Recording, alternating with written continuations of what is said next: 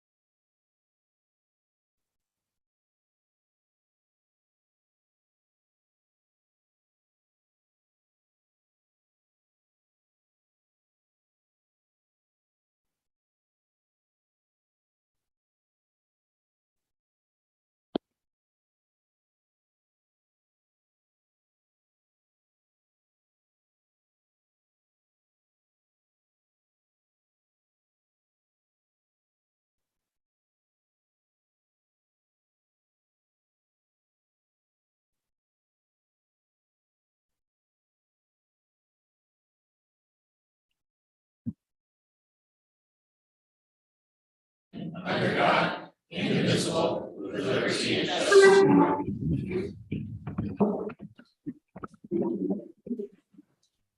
Great, thank you very much. And Clerk Chellan, can we get a roll call? Councilmember Daughtry. Present. Councilmember Peter Shagan. Present. Councilmember Frederick. Present. Councilmember Dickinson. Present. Councilmember Georgestad. Present. Councilmember Ewing. Present. Councilmember Tagit, are you there online? Present. Present. Councilmember Tagit, can you hear us?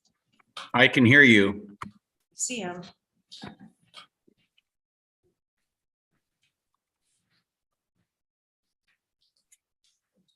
You I'm here. Can you hear me? want me to try? He's here. He's here, okay, I agree. okay. We see a black screen, but his name is there, so. Okay. So we have a good roll call then. Everyone's here. It's a good thing. And let's get an approval of agenda. Council President. All right. Are there any adjustments to the agenda? I have a change. Okay. I would like to move to remove item 11A concerning short-term rentals from tonight's agenda and continue the scheduled public hearing to a special meeting on October 15th. It's November 15th. Thank you. And schedule discussion on the issue at our next workshop on October 1st. November. November 6th. November 1st, November 15th and November 1st. Sorry about that. Second. Harvest Fest is coming up. Thank you. Thank you. So any discussion on the movement, a motion in a second, any discussion on the motion? Can you clarify those dates again? Sorry. November 1st and the 15th? Yes, let me. Two workshop dates. I'm gonna reread the motion. Okay. I move to remove item 11A concerning short-term rentals from tonight's agenda. Continue the scheduled public hearing to a special meeting on November 15th. And schedule discussion on the issue to the November 1st workshop meeting. My apologies for, So that would make the workshop actually a special meeting. correct. Okay, thank you. I have another question. Why special meeting? To allow us to Do the public hearing? do the public hearing. My So understanding, taking public input at the meeting. correct. Okay. Yes. That's all I need to know. Any other questions or comments from council? Let's do a roll call vote. Okay. Councilmember Daughtry. One was first. Aye. Councilmember Peter Shagan. No. Councilmember Frederick. Aye. Councilmember Dickinson. No. Councilmember Georgestad. Aye. Councilmember Ewing. Yes. Councilmember Tagit. Yes. He's Yes. unmuted and. Councilmember Tagit. Can you hear Yes, us? I can hear you. Yes. Apparently we can't hear him. Must be having some mic issues. You may need to call in. Should I give him a call? Or Mayor, do you want to give him a call? You can go ahead and give a call. Are we waiting on this motion until we get him on the phone? Yeah. Okay. let's wait for that. Yes.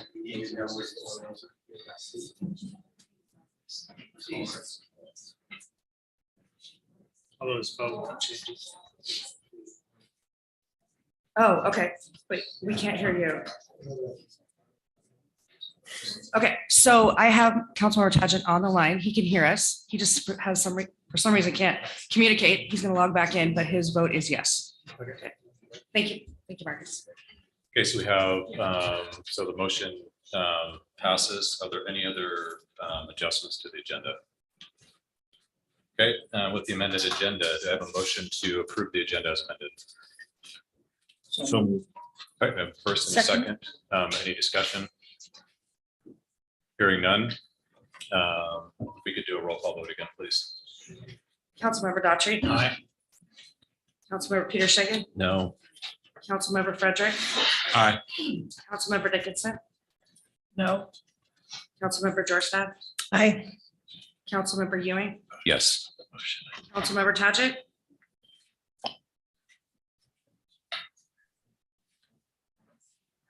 Yes. Yes. Yes. Okay, thank you. Yes, for Councilmember Tagent to pass. Okay, Mayor, you have an agenda. Okay, great, thank you. So with that, let's move to guest business. I just kind of got melancholy, actually, thinking about Doug's presentation. Doug Levy, please give us our legislative agenda.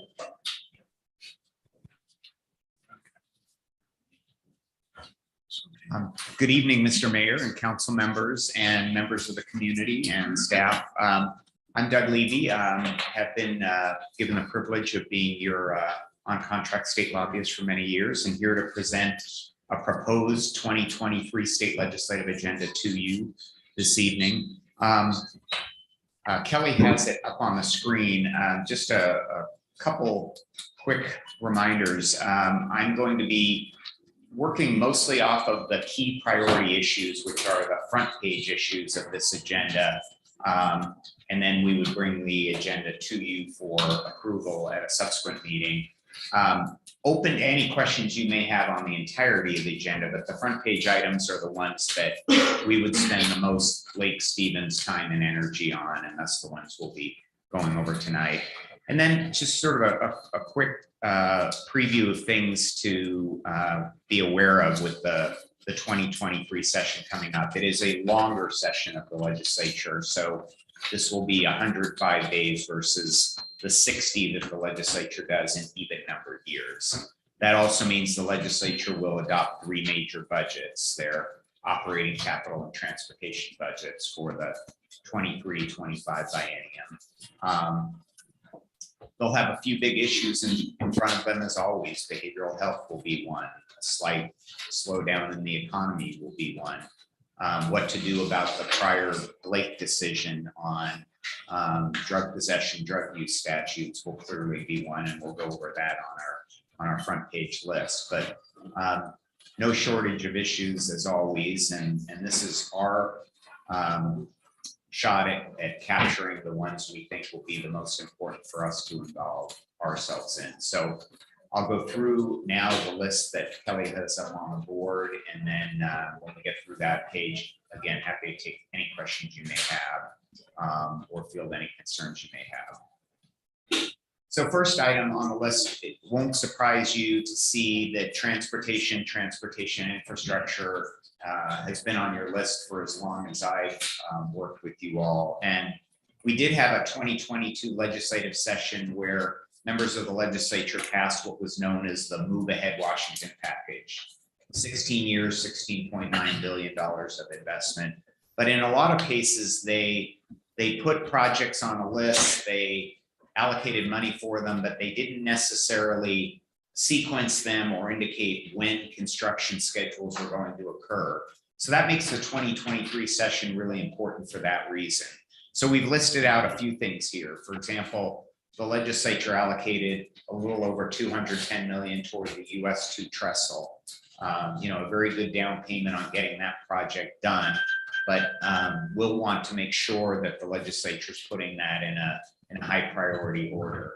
They also had a number of active transportation trails, transit related projects that they devoted funding to, including a couple of yours, South Lake Stevens Road multi-use trail and extending that, and the 16th Street Northeast Centennial Trail connector.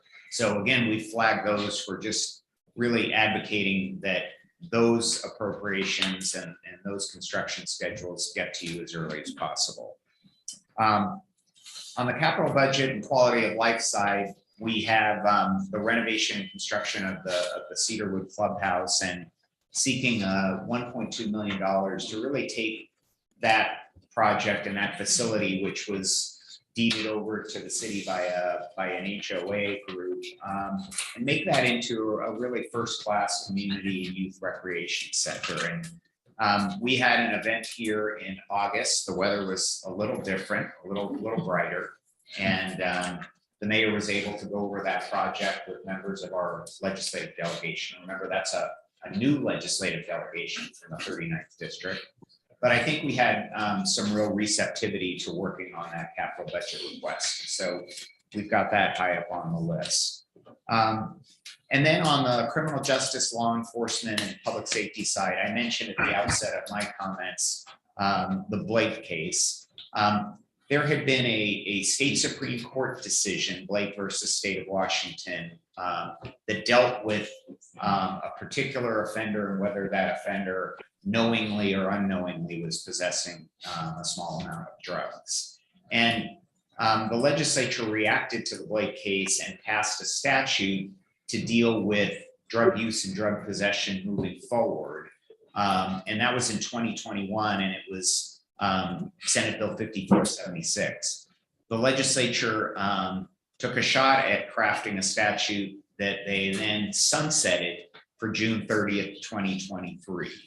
So that provides an opportunity, I think, for local jurisdictions, law enforcement, groups from all over the state to put in their 2 cents on how that statute should be revised. And frankly, while we appreciate that the legislature may have taken their shot at it and crafted something where they didn't want to see, an incarceration-based approach for drug possession and drug use offenses, I think this city, cities throughout Snohomish County are worried that the statute the legislature crafted didn't work very well.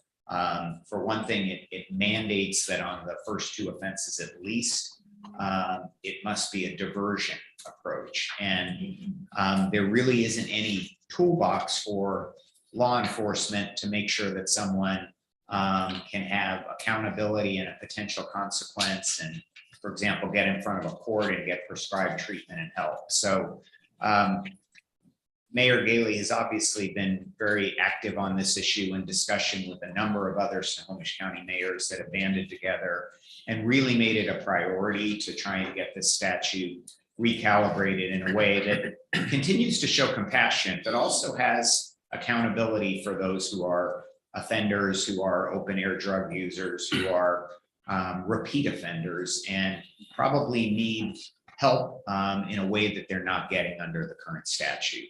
So we have that flagged as a critical item for you all. Then the next item down is one that we have teamed up with the Anti-Defamation League on, got a start on it in the 2022 session and hope to make some additional headway in the 2023 session. And that's some kind of civil remedy for those who are victims of malicious doxing. And doxing is when someone takes to the internet and puts on the internet personal information, privilege and information in a malicious way. And frankly, it's happened across the political spectrum. There's not a Democrat or Republican doxing problem in the state of Washington and in the nation. There's a problem across the board. And so this idea, which we would want to work with members in particular of the Senate Law and Justice Committee on, would involve at least a civil remedy so that for those who are victims of malicious doxing, they have an outlet and they have a place to try and get some recourse. And then something that we've had on our agenda, I think several years in a row, is to be very supportive of, active in efforts to both properly slot the basic law enforcement academies with enough training slots for newly hired officers, and to be supportive of a request that Governor Inslee and legislators are going to make, likely from our area. Senator John Lovick will be engaged in this, and that's the creation of regional law enforcement academies, so that we don't just have all the pressure on the academy in Burien to take all the newly hired officers who have to go through training. And so that would, for example, potentially allow a new academy in Snohomish County, perhaps one in Pasco, and some other places to relieve the pressure cooker on Burien. So those are our top issues. Again, if you go through the following pages, you'll see a number of things that we will join others in supporting or in some cases opposing. But I'd like to stop and pause there and take any questions that you may have.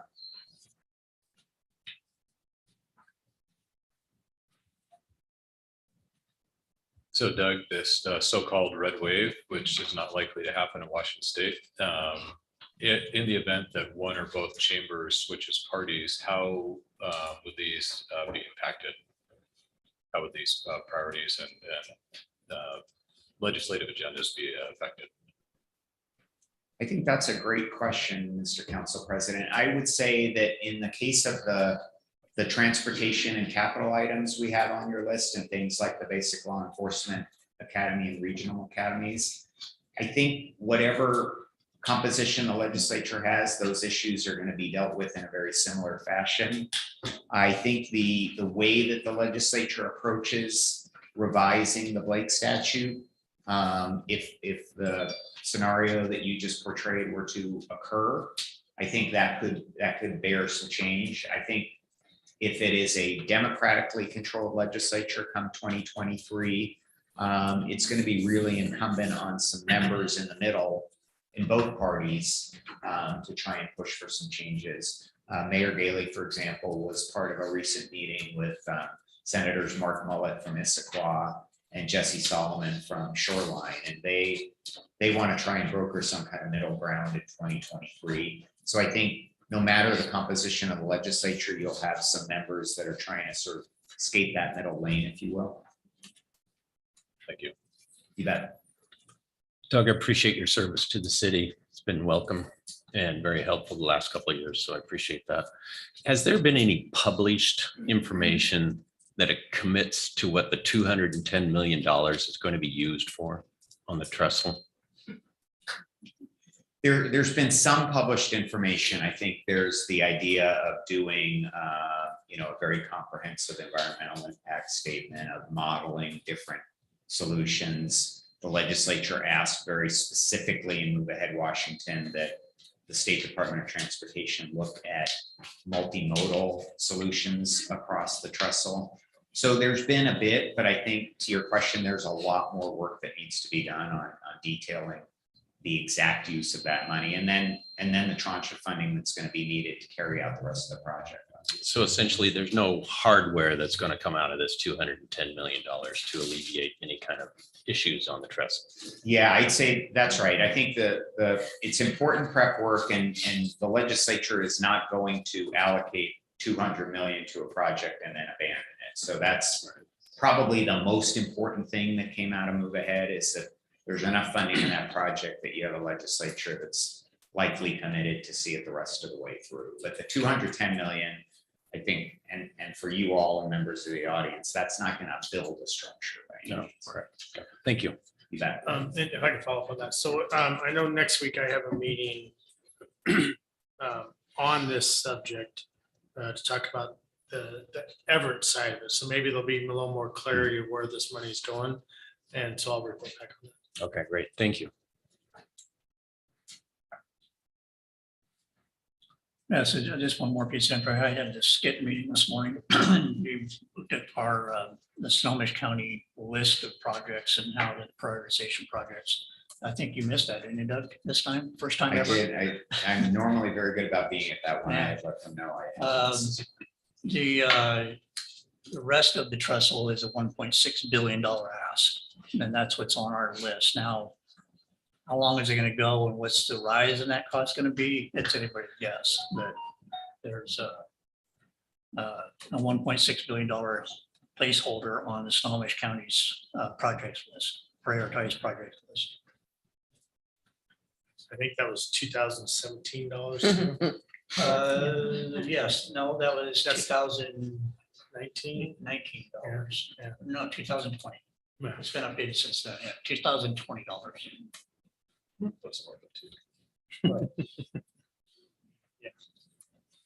started talking about this, what, 12 years ago? Yeah. More than that. Took us almost that much time to get to 204 and 9. There might even be some prior mayors in the audience. I don't know. I don't know. Is there one out there?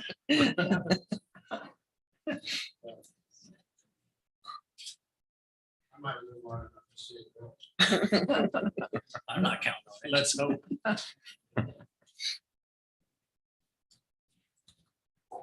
we have anything else for Doug? Doug, thank you so much for your presentation. Those who don't know, this is his last year for us. And he's going to retire and ride off into some literary efforts, which will be wonderful. If you've read his weekly reports from the legislature, you know that he loves to write. And so he will be sorely missed. And but we will absolutely keep working with you until you're gone, and of course have you back and celebrate all the great things that you've done for this city at that time. Absolutely. Thank you, Mr. Mayor.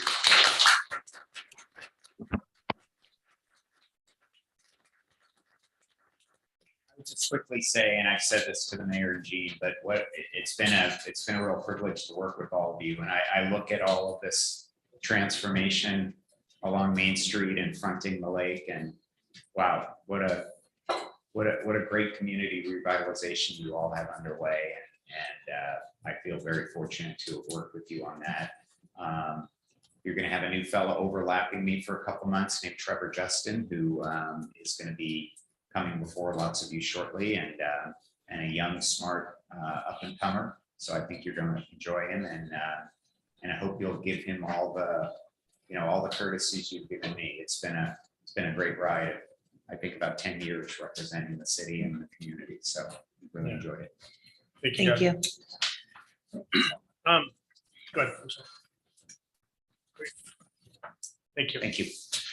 I want to clarify that there's some confusion in the audience. So what happened earlier on the agenda setting is if you're here to talk during the public hearing on the short-term rentals, that has been continued to November 15th. So the council is not going to take that subject up tonight. So. Well, November 1st will be a workshop. The public hearing will be pushed to November 15th. Yeah. I probably decided it was a special meeting. On the 15th. On the 15th. Yeah. It's all right, Kim. We got you. Yeah, I'm not gonna make it to the trestle. It's not gonna be built.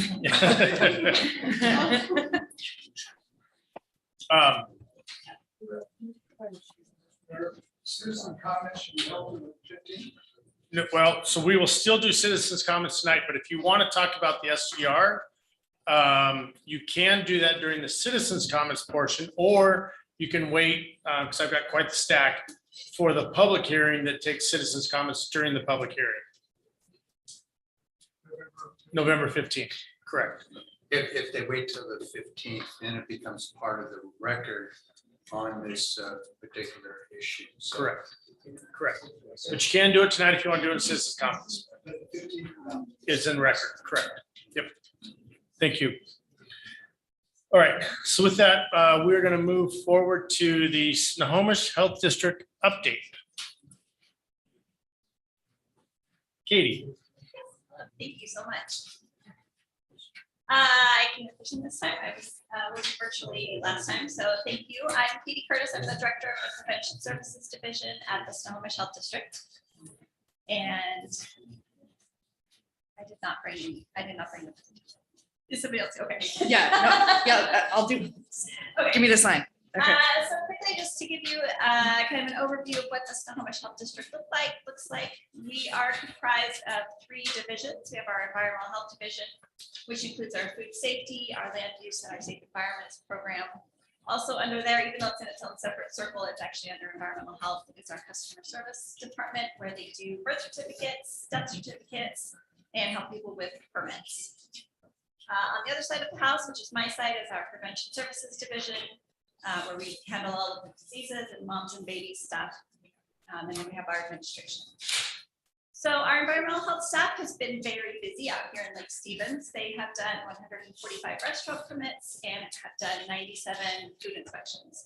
So that would be for restaurants, for Tempa beds, for coffee stands. So they're out inspecting all of that. They also come out and inspect pools that are set up just kind of in the summertime, pools that are up year round, making sure that those are clean and safe. And then we also come out and we inspect schools, making sure that their food handling and all of that is correct. And I'm gonna go back to.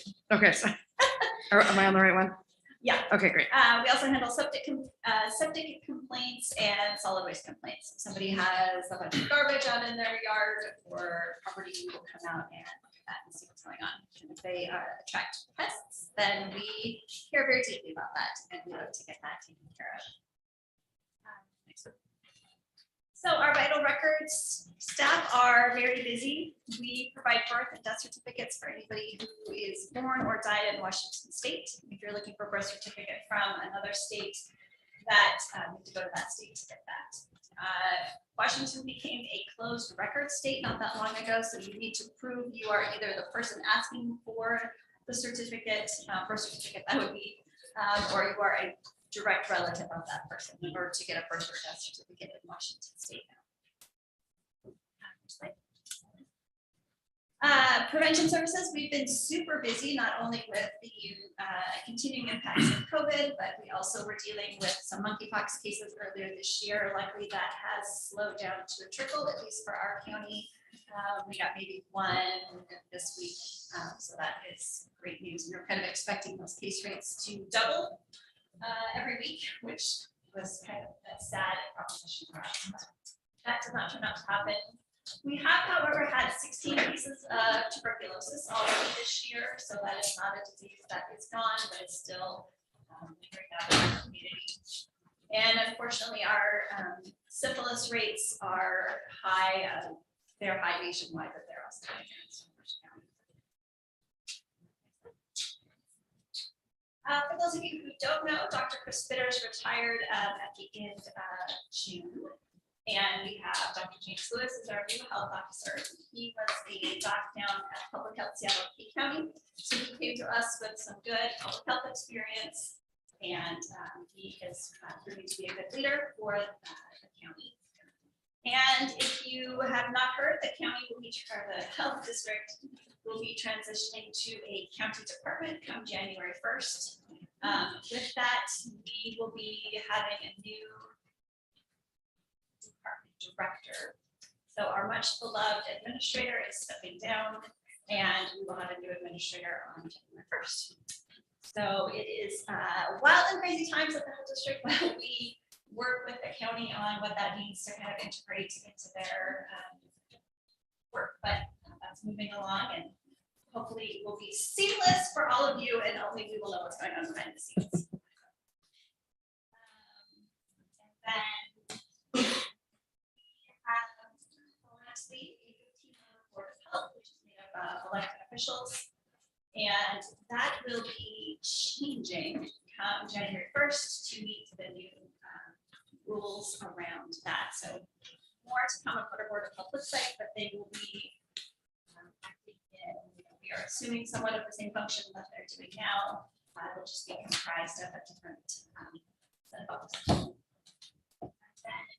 finally, I just want to thank you for giving us time on your agenda, and thank you to community members who invite us out to events. We have some restrictions have lifted, and it's been a little bit easier to get people together. We've been out and about in the community, doing education, being at events. So we appreciate those invites, and we appreciate time on the agenda. Have any questions for Katie?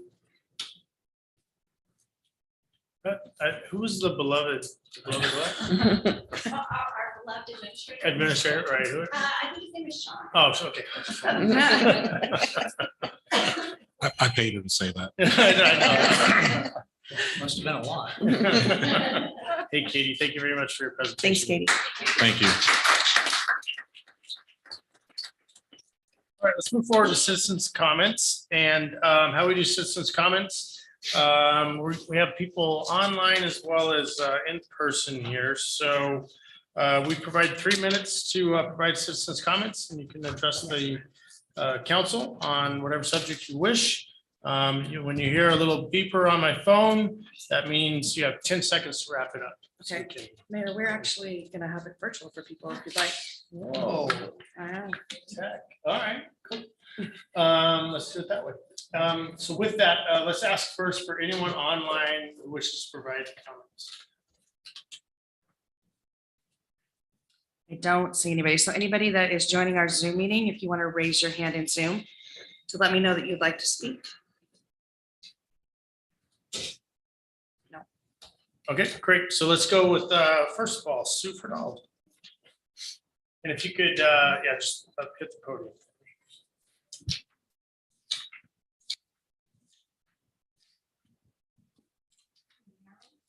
Yes.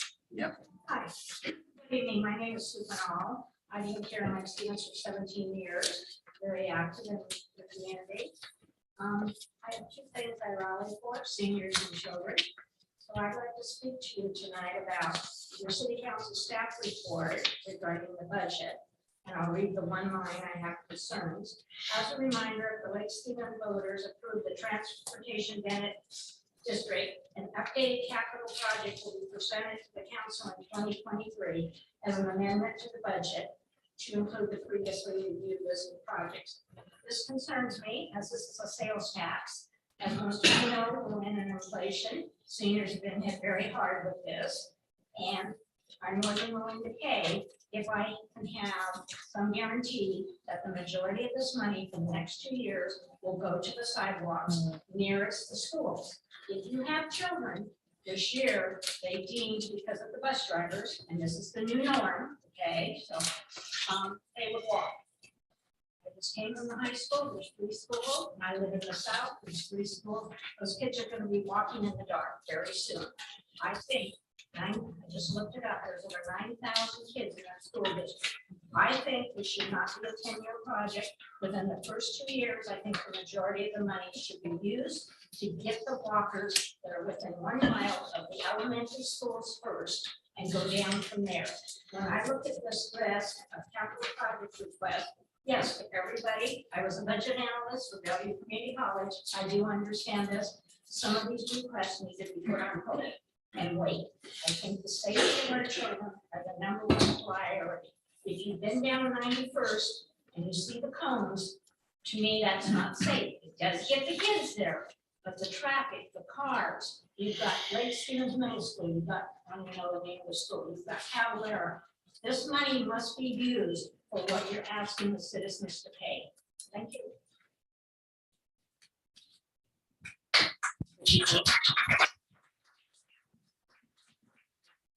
Next will be Hari Guntar. And then after that will be Pavan. I'm sorry, Nukala, right? Yes. Thank you. Very good evening, everybody. So, hello, Brett, and all the council members. My name is Hari Guntur, and I am here on behalf of the Hindu community to take the proclamation copy for declaring October month as Hindu Awareness and Appreciation Month. Thank you so much for doing that. I would like to say a few words about what this proclamation means to us. So it sends an impactful and meaningful message to the Hindu community in and around Lake Stevens area. So this helps also educate all our Americans about what Hindu culture is and how we can stay together and work together for the development of the whole Lake Stevens. So over the last 2 years, as most of you know, there are more than 400 families have moved in here from Indian origin, and most of us are Hindus. So this means a lot for us, and we are definitely looking forward to work with you and development of the Lake Stevens community here. Thank you so much for accepting our request and doing the signing ceremony for us today. Thank you. Thank you.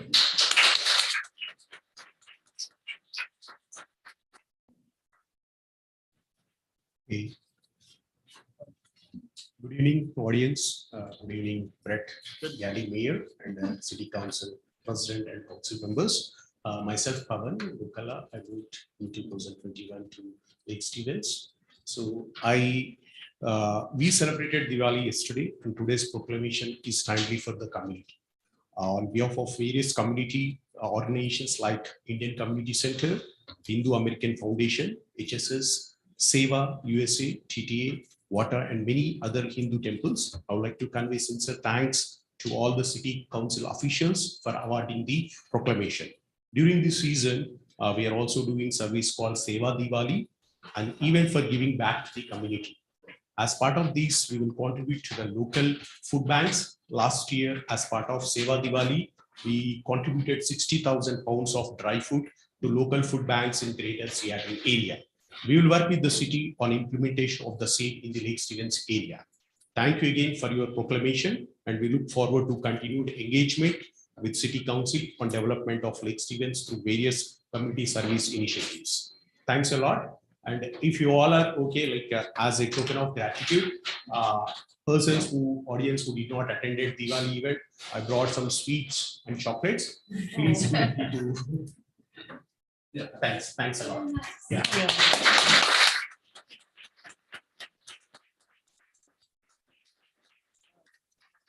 Johari, if you could give those to the city clerk, and then she'll distribute those out.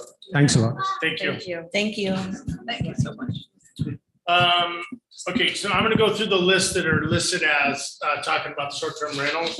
And I know that some folks already left. So if you're here and you still want to talk about it, that's great. And if you don't want to talk about it, just let me know and we'll move on. Katie Silos. Katie. And after Katie will be Kristen Hagan. While I appreciate, hi, I'm Katie. Sorry, I live on East Davies Loop Road. And while I appreciate a lot of the improvements that were made to the code from the first rendition to the last, I think what I'm really pushing for is the owner occupied requirement. I've personally been negatively impacted by an illegal short-term rental that was operating in our neighborhood. We have a shared driveway that we share with 4 other homes, and we frequently experienced, look, safety was my biggest concern because I have 4 young children. And we frequently experience people speeding on our private drive, treating it as if it was a city street. It also dramatically impacted the sense of community that we have. My husband works a lot, and I just had no right to know who was walking down our small private drive. You know, if somebody walks on one side of my property and then the other side of the property, typically I would be able to say, hey, can I help you? And I just had no right to know who they were with the revolving door of vacation renters. It was a very unsettling feeling for us as a small community. I think there's a lot of other neighborhoods that are similar to ours, where we have shared driveways, shared common areas, shared docks. And I think we really need to consider how those areas that don't have HOAs, how those neighborhoods would be impacted. I've heard it said that, you know, most of the people here are waterfront citizens and we have other constituents that we're representing. But the bottom line is that around the water is who's going to be affected, I think, the most by the short-term vacation rentals. And in most of my conversations with friends and neighbors, it's agreed that they just don't want to live next to a busy short-term vacation rental because of the negative impacts that it has. So I really love to see this go to a public vote because I think there's a lot of people who are unaware of what's happening. And I think if we could let everybody know what's going on, then we would get a good consensus of what the community would be for. Because the bottom line, as good neighborhood guidelines are, the people who were there were not our neighbors, and they didn't know us, and they didn't know my children. And so it was hard for them to act that way. So that's all. Thank you. Thank you, Katie.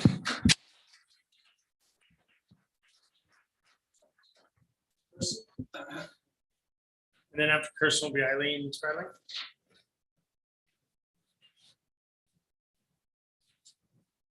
I'm gonna save the majority of my comments for the next hearing, when they will be on record, but I do want to go on record to say that I will not be able to be here in person. But that in no way displays my lack of interest in this topic. I think the council is probably aware that I've written a couple of lengthy letters in opposition to the proposal, and I am currently significantly concerned about the legal status of this proposal and the legal evidentiary standard that is being used to make the findings to support this change in the ordinance. I would urge you to discuss that with the city attorneys, and I will be watching that closely. I'm sure some of you probably know I was an attorney for 41 years in the state of Washington. I did mostly trial work, and I know something about the standards of evidence. I think the city has a serious and significant problem with the findings that is made to support the change in this ordinance, and I will be addressing that in more detail.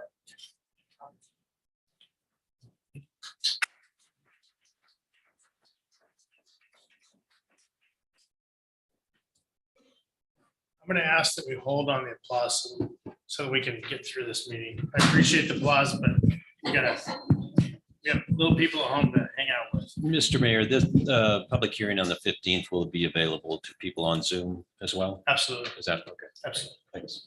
Eileen. I have a statement I would like the council to consider for their continued work on short-term rentals.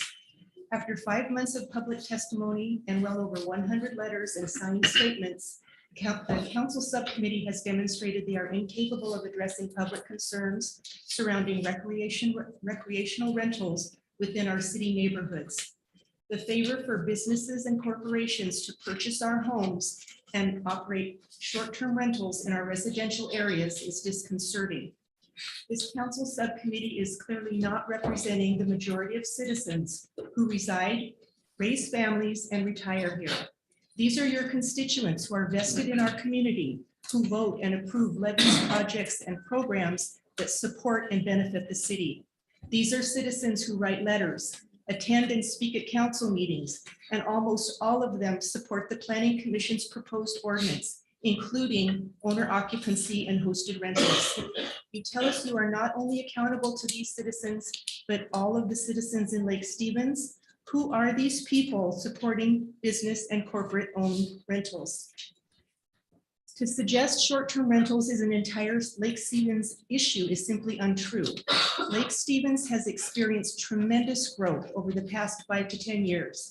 Many of the newer developments have HOAs as a means of protecting their residents from this issue. Homes surrounding the lake and older homes in the city do not have these protections.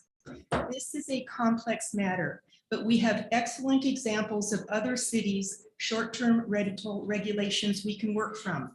Cities who have experience managing these issues your citizens are concerned about.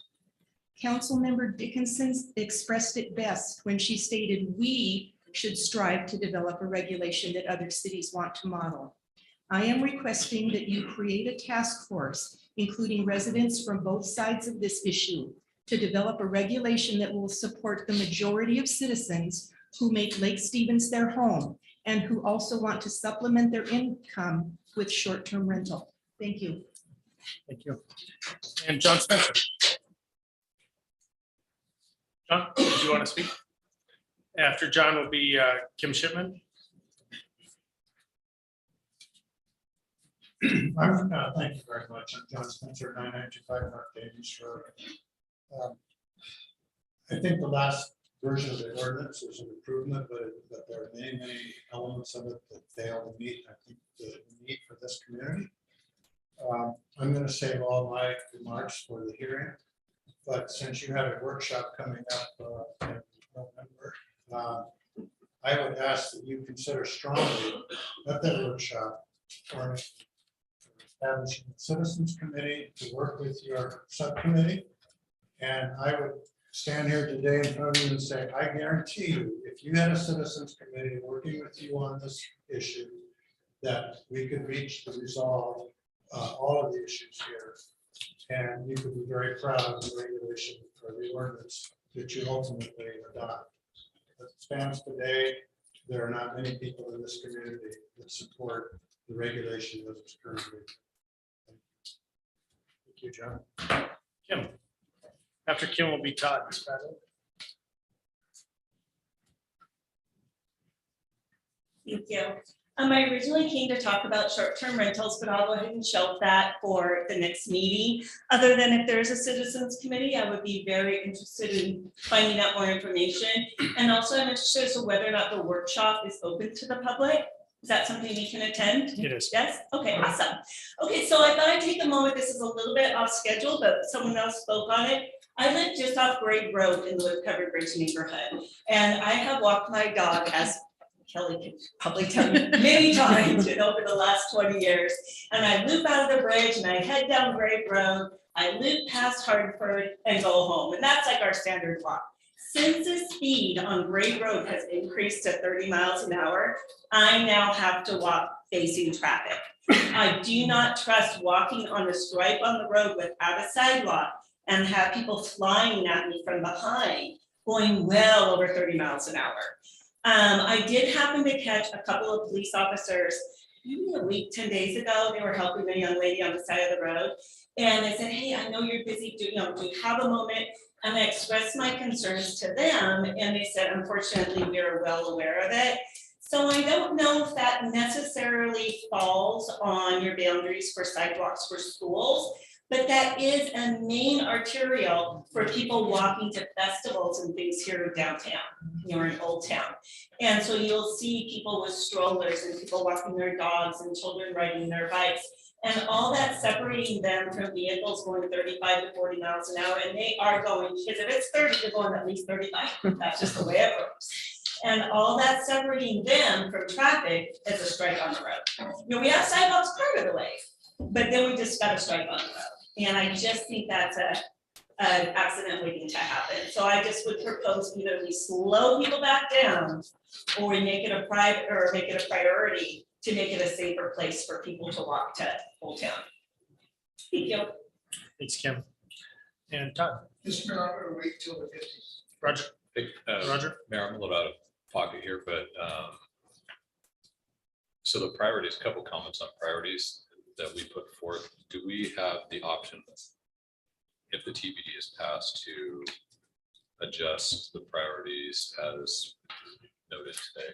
Is that option? Do we have that option? I think we always have that option. I guess I would hesitate to move away from what we've told the voters are the priorities. The priorities were set by, and it's delineated within the information that we put it out there, the safety of the road, what's happened on the road in the past, how close is it to a school? And so it's very, the metrics on it are very tightly proportioned towards school safety. And I get moving other priorities up, but I guess I also hesitate to try to move away from what we've told the voters, this is the priorities. Thank you. And you're gonna hold tight, right, Todd? Janice Extra. And after Janice will be Lorraine Spencer.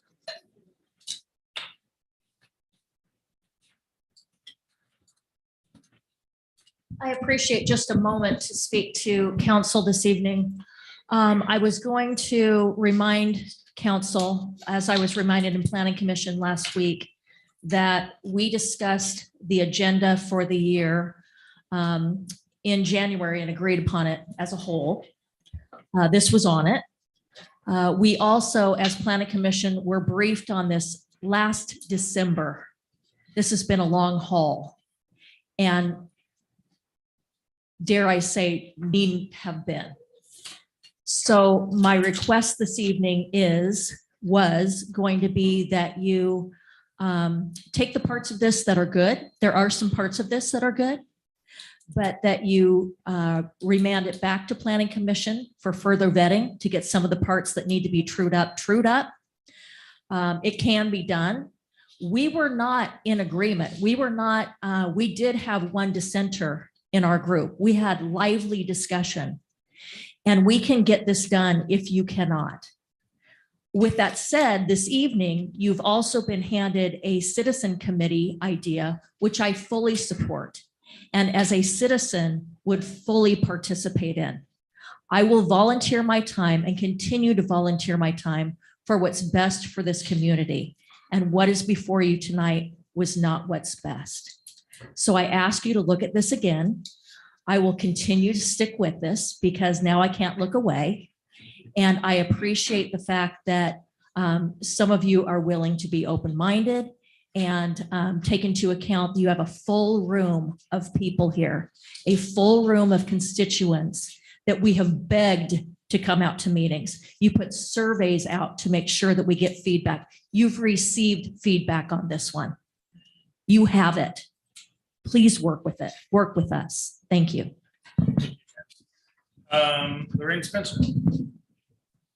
I'll hold my comments for you. Okay, Lorraine, thank you. And last and of course not least, Holly Paul. You'll hold tight. Okay, thank you. Great comments tonight. Appreciate it. I was gonna, just as I looked at it, I was gonna address this. So I already gave you 3 minutes on a separate subject. Yes, What do you want to do with this? 'Cause I can't give you another 3. even though they're different subjects. Correct. Can I just say one thing? I think, Sue, I think you had 30 seconds left in your time, so go. I'm suggesting the workshops review what's in writing. In 3 different places, you say 8 people, 6 people, 10 people. I think Brenna. I spent the afternoon going through them, cross-checking, and so there are errors in the word. Sue, thank you. Woo, right under 3 minutes. Good job. Okay, great comments. Appreciate it. Let's move on to council business. Council President. Councilmember Tackett. Yes, can you guys hear me? Councilmember Tagent, can you hear us? I can hear you. You can't hear me?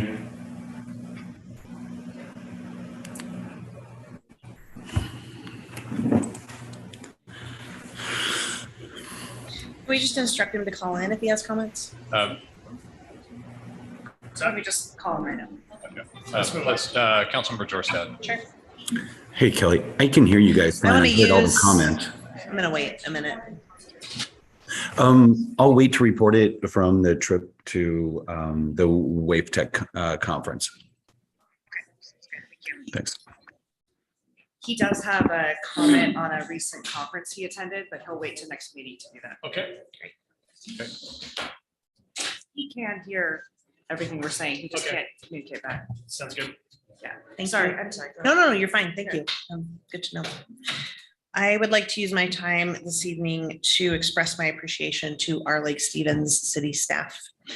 There were a couple of times this week where council requested information, and we got that information in a very timely manner. It was very thorough. It was incredibly helpful. And I also understand that that's on top of the work that you do all day, every day. And it's really meaningful and helpful. And I understand that it puts extra burden on you. So I just want to take a moment to thank the clerks, thank our community planning department, thanks our fiscal department, every other department, but specifically Russ and Barb, thank you both so much for getting information to us when we needed it. Much appreciated. That's all I have. Thanks. Councilmember Dickinson. Well, what she said. I attended the library board meeting, and it was great to hear from the building work people planning to design and build the new library. They're working on a site analysis and evaluating the impact of the wetlands regarding parking. It is their hope to have outdoor space as well for activities for children, which I think would be fabulous. They have 2 positions open for the board, including secretary. This is the library board. Chairman Abe Martinez again asked that we get a safe crosswalk across Grade Road, which I think was mentioned tonight, actually, including, of course, an ADA adjustment to the curb on the west side, which I know is not cheap. I get that. Councilmember Peters Hagan and I, plus city staff, met with Chair Cruzy and Vice Chair Frazier of the Museum Board today to discuss next steps for the Grimm House. They discussed garden issues and outdoor questions about the picket fence they are willing to maintain once it's up. Thursday, I was able to tour the Grimm House and see the state of things inside. We are hopeful that there will be progress inside and out by week's end, hoping they can meet and greet kids at the front porch for the Halloween celebration and be there for Harvest Fest to hand out information about the museum. It was, again, the staff, I'm so grateful for the staff, Mr. Wright and Mr. Halverson and Mr. Brazel as well. They were all there in support and answering questions and giving support as they could. So that's all I've got today. Councilmember Frederick. Thank you. Thank you, President Ewing. I know that Marcus was going to give some comments on a recent conference. I attended the same conference, which was the WEFTEC Water Conference in New Orleans a few weeks ago. And I would say that the amount of information at that conference is almost overwhelming. What I found really interesting was a lot of the conversation around opportunities that existed for funding around sewer and infrastructure, but also some of the conversations that are happening nationally around stormwater. And what became really interesting was how far ahead in general the state of Washington is on several areas of stormwater management. I went into that thinking that in the East, where they had to deal with things like tidal surges and storm surges on a regular basis, that there might have been a lot more comprehensive planning involved. But we really have a really good framework here in Washington to build off of. And of course, all of the new technology was there, and certainly learning about some of the technology that works locally within our own sewer district and some of the alternatives that exist there. So really informative as we continue that body of work as well. We have had conversations in the past about stormwater and how that's managed here within the city, who manages it, who makes sure that all of those collection systems are operating appropriately. So certainly welcoming the time that we get back to that conversation. I think there was a lot of benefit to add some context to that future conversation. Also, I had the opportunity this morning to meet with the mayor and city staff to talk about a conversation that we brought up in the recent budget discussion, which was the grant position. And had a lot of good conversation about what that may or may not look like, and sort of weigh the pros and cons and what might be a best path forward, and really looking at what that might be in the future in terms of increasing revenues to the city, which of course makes a lot of the projects much easier to fund in the future, and really start working on the second half of the financial stability question, not just working on our expenditures, but looking at our revenues so that we can increase opportunities for our residents. So those would be the items that I would report on. That's what I have this evening. Thank you. Councilmember Peter Shagan. Thank you. Attended Planning Commission last week where we did review our new reporting requirements, not requirements, but I guess suggested procedures for interaction with the council in Planning Commission. As Councilmember Dickinson indicated, we had I think a great meeting this afternoon to get the Grimm House back on track. Thank you, Gene. Thank you, Russ. Thank you, Aaron, for attending that.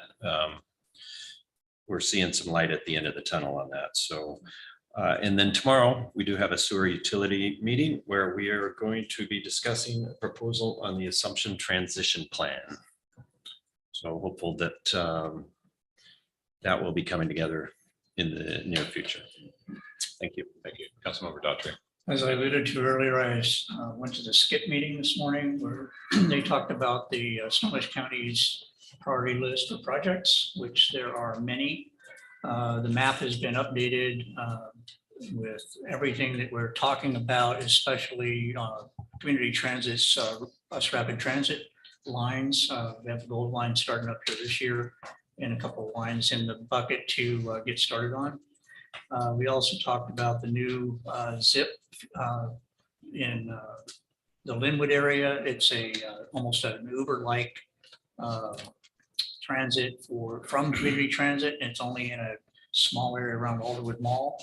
But we rolled that out last week, 5 o'clock Thursday morning, I believe, and it's running really, really well. So I don't know if anybody, well, the staff knows this, of course, but we're going to be doing, that is a pilot project in Linwood. And we're going to be doing a pilot project here in Lake Stevens for something similar. What's interesting is that we're not going to try to bring what's happening in Linwood to Lake Stevens. What we're going to do is put a citizens group together, citizens, staff, different stakeholders, to try to figure out what it would look like for that type of a micro transit system in Lake Stevens. And that's going to be coming pretty soon. I believe it's Community Transit has a meeting with the staff this week to get that. It's moved. Okay, I didn't get that. Okay. Who is invited to participate? Well, that's going to be determined by what the city's going to get from them on this week or next week or whenever they're going to meet. But it's people like the Senior Center. It'll be, I'm hoping to get the advisory council involved into it to get the youth portion of that. It's going to be just regular citizens. It'll be staff from the city. The chamber is going to be involved. So there's several different groups that are going to be represented to try to put together a micro transit system in Lake Stevens. There's $1 million contract or $1 million grant from federal government to fund this to begin with. We worked on the Linwood one from 2019, and then basically COVID hit and slowed it way down. But it's out. They've got the cars are running, vans are running, and it's looking pretty good. I foresee it to be quite different for Lake Stevens because we've got a 1,000-acre lake in the middle. That's going to change a few things. Our area will be much bigger than what the microtransit in Linwood is. They're also doing a pilot project in Arlington and a pilot project in Darrington. So that's what they're going on with CT. Thank you. I too participate in the library board meeting. I was grateful the mayor and Councilmember Dickinson are also part of that and encouraged by the progress that's being made there. Mayor. Great. I'll move to my business. I have two projects. For brevity's sake, I'm going to just go straight to my proclamations. And the first proclamation I'm going to talk about, I think hits quite a few of us, quite a few of our families within Lake Stevens. It's a proclamation on Pregnancy and Infant Loss Awareness Month, which is this month. And this proclamation says, whereas the month of October is recognized in parts of the United States and in many other jurisdictions around the world as a day of remembrance and awareness of pregnancy and infant loss. And whereas Lake Stevens wishes to acknowledge the profound grief experienced by families who suffer the death of a baby. And whereas increased awareness of the causes and impacts surrounding pregnancy and infant loss may lead to greater understanding, support, and resources in communities across the nation. And whereas promoting awareness of the challenges faced by those parents and families is a positive means of establishing support and understanding.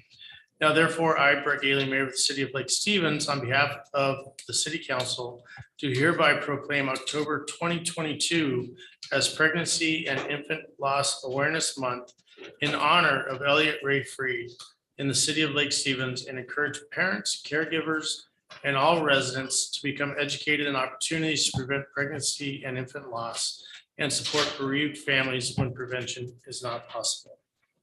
I think that's a subject that hits several of us, and it's something to be aware of, that there's those pains out there, and it's great to have a hand out there to help those in those moments of loss. The next proclamation I want to do, I think I'll invite our folks from the Hindu community, and we'll come up here to the front. This is a proclamation on Hindu American Awareness and Appreciation Month. Holy cow, bring everybody up. So, if you missed it last night, you missed a raging party. It was a great party. It was the first Diwali celebration that we've had in Lake Stevens, and how that came about was through our Community Advisory Council and the want to bring more cultural awareness, cultural activities into our community. And Shiva, who is on the CAC, Community Advisory Council, expression of to see something from the community. And since we have such an influx of Indian population, mostly within our city, and so Shiva got to work and got some of his fellow Hindu indie folks together and created what was last night a Diwali festival that was really cool. I learned a lot, shook a lot of hands, and took a lot of pictures. So with that, I'll go ahead and read this proclamation. It says, and I'm gonna have some problems. Whereas Hindu American Awareness and Appreciation Month seeks to bring local awareness, recognition, and acknowledgement of the significant contributions made by Hindu Americans across the United States. And whereas Hindu Americans represent diverse ethnic backgrounds, including individuals of Indian, Pakistani, Bangladeshi, Malaysian, Indonesian, Afghani, Nepali, Bhutanese, Sri Lankan, Fijian, Caribbean, and European descent. And whereas our nation has greatly benefited from Hindu Americans, especially through the Vedanta philosophy. Okay, I wasn't even trying to. I got the English part. Classical Indian art, dance, music, meditation, yoga, literature, and community service. And whereas the year 2022 marks the 129th anniversary of when Hinduism was officially introduced to the United States at the 1893 World's Parliament of Religions in Chicago, while October holds significance as the birth month of Mahatma Gandhi, and often when major Hindu holidays such as Navaratri and Diwali are celebrated. And whereas Hindus are primarily an immigrant community, and most Hindu immigrants come as students in search of better economic opportunities or to unite with family members, while others have arrived after facing religious persecution in their countries of origin. And whereas Hindu Americans share the entrepreneurial spirit of America and contribute to economic vitality, growth, and well-being. And whereas, despite their positive contributions, Hindu Americans face stereotypes and misconceptions about their heritage and have been the targets of bullying, discrimination, hate speech, and bias motive crimes. Now, therefore, I, Brett Gailey, Mayor of the City of Lake Stevens, on behalf of the City Council, do hereby proclaim October as Hindu American Awareness and Appreciation Month in the City of Lake Stevens to increase understanding of the Hindu American community and celebrate the influence the extraordinary cultural, ethnic, linguistic, and religious diversity of our residents has on the city.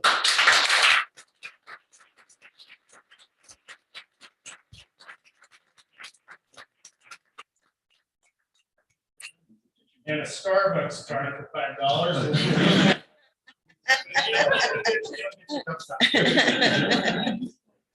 Thank you so much, Brett. Thank you all. Thank you. Thank you. We'll take a picture, Brett. Yeah, let's take a picture. I took lots of last night. There's a lot of digital cameras.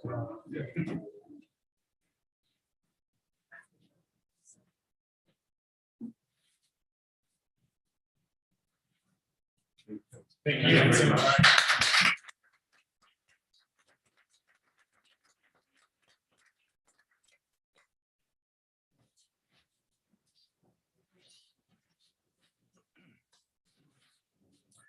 All right, let's move forward to city reports. And let's go first with, I think we got Chief Young, right? And the promotion of Corporal Chris Shedler.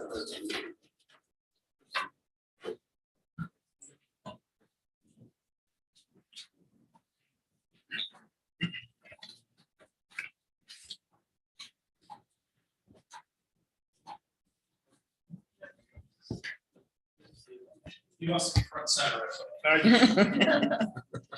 He's already on his way. Sorry. Good evening, Mr. Mayor, members of council, and guests. Tonight is my pleasure to announce the promotion of Corporal Chris Shedler. Corporal Shedler was born and raised in Snohomish County. He's a 6-year veteran of the police department. Corporal Shedler served within the department as a field training officer and lead at first vehicle operations. So he gets to go out and have a lot of fun driving cars real fast and skipping around. All right, so in 2019, Corporal Shedler earned the Lake Stevens Police Department Certificate of Commendation, and in 2021 earned the Life Saving Award. Corporal Shedler enjoys building things and hanging out with his family and his wife, and 6 amazing kids. So congratulations, Corporal Shedler. And Mr. Mayor, would you like to swear us?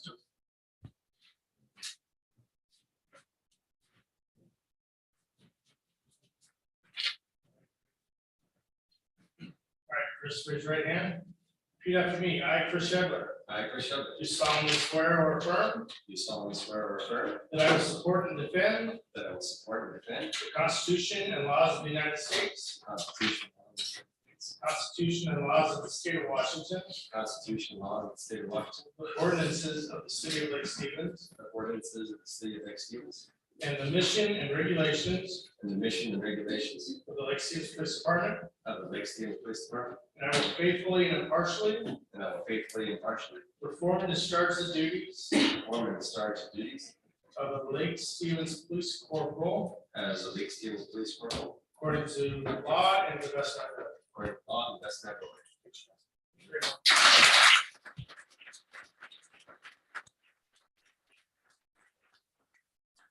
So I remember Chris was hired 6 years ago. He's just been a stellar officer for us. And along with the stellar officer, you have a stellar wife who we just go home to and Marie is that person. So great family, great asset for our community, for our family. Thank you for being here.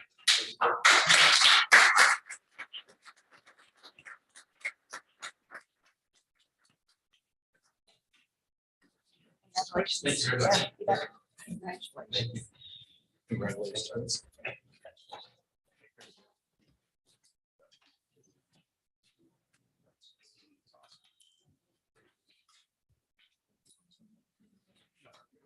It goes police officer, corporal, sorry.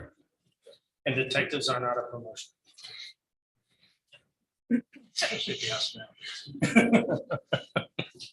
Okay. Next, Russ, I think you've got a report. Is that correct? Sure.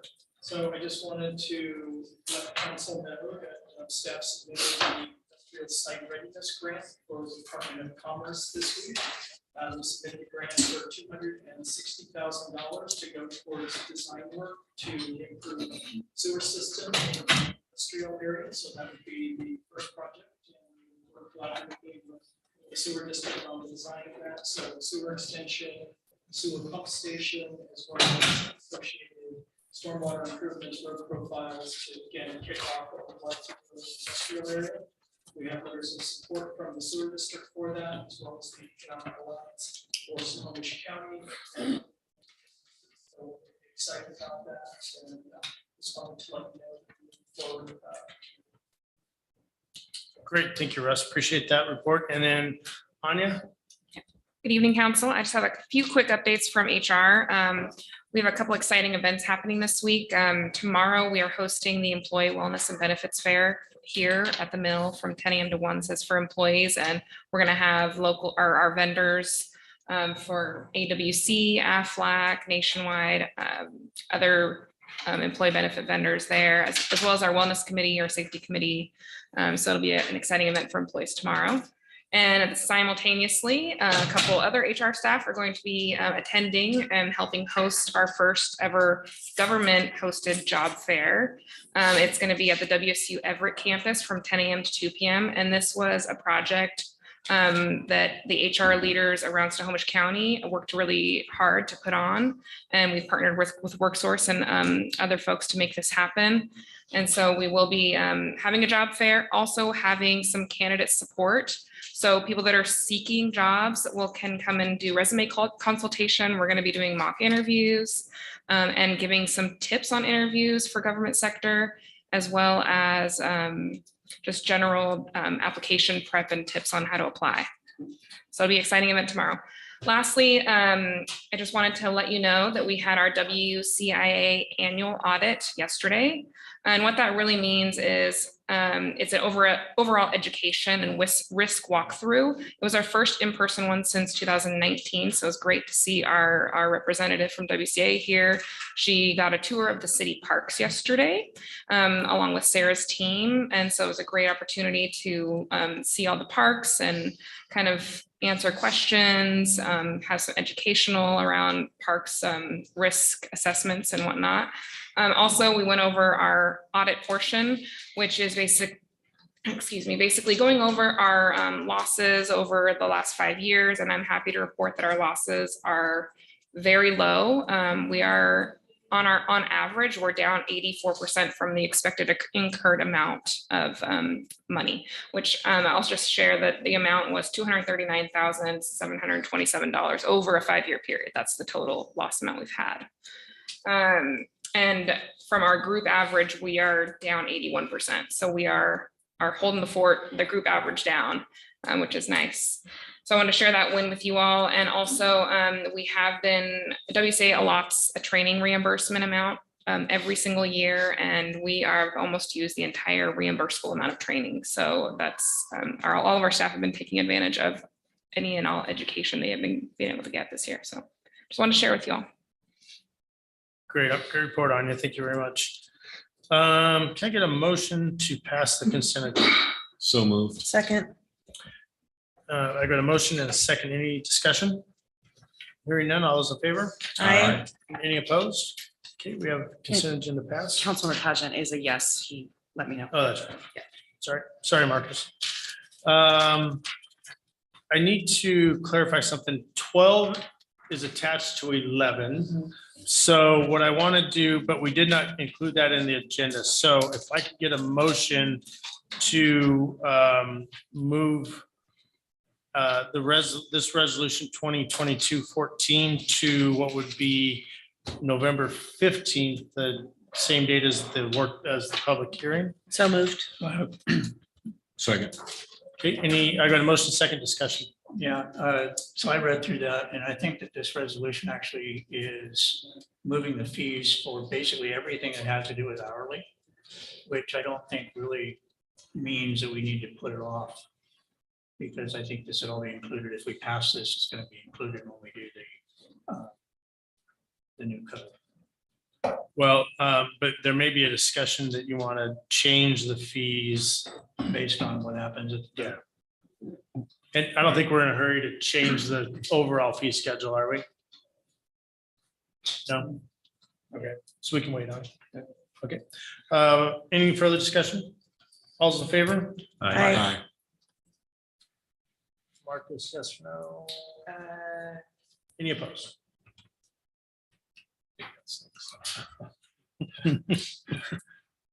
Let me call. I didn't get it.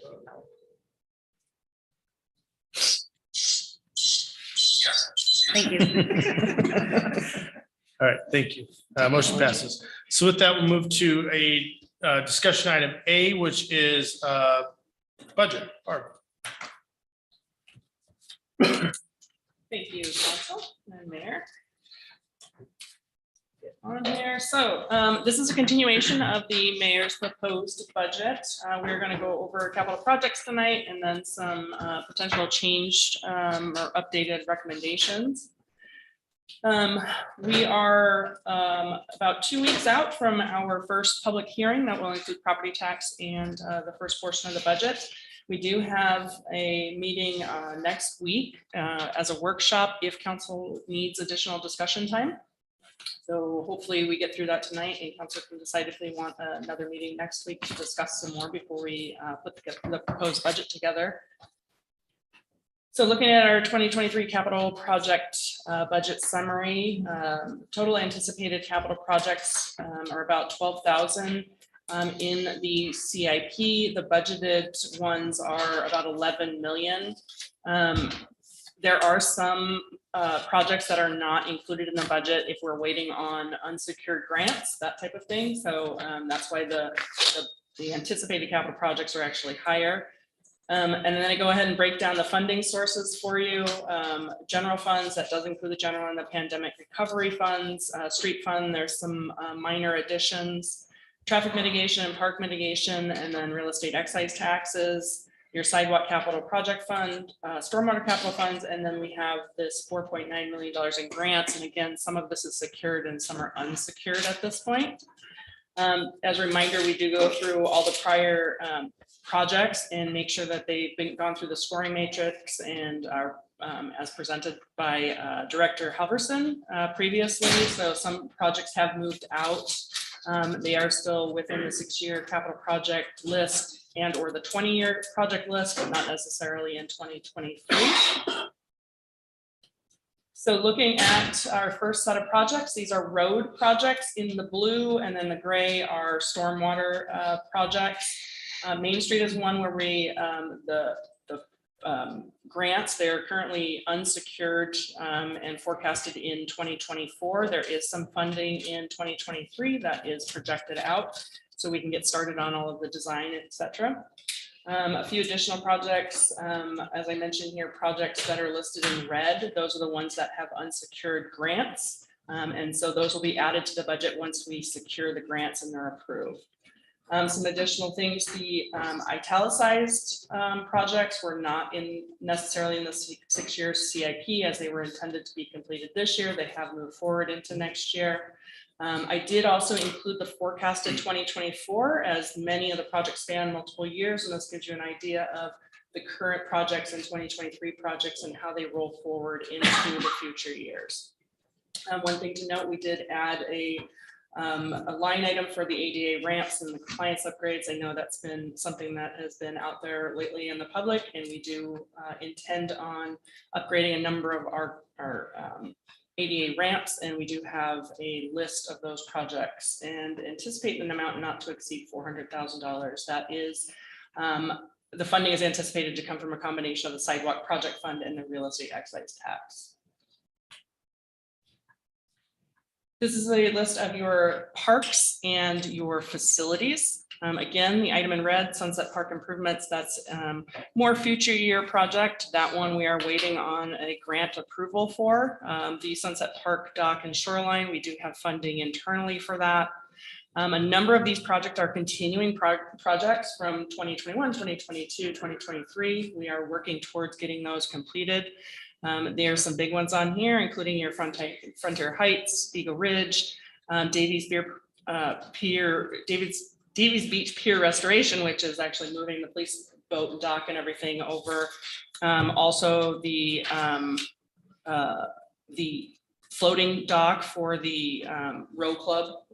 That one we have on here too. The North Cove Row Dock is intended in here to be a budgeted item, and then a number of, again, roll forwards, including the North Cove Floating Dock bulkhead replacement, finishing Festival Street. And then in the facilities, we have some security camera program that is for citywide. And then some of these other additionals in here, like the museum, that one is not budgeted in 2023, but I did want to put it in here as we are anticipating 2024, getting the funding and moving forward with the project.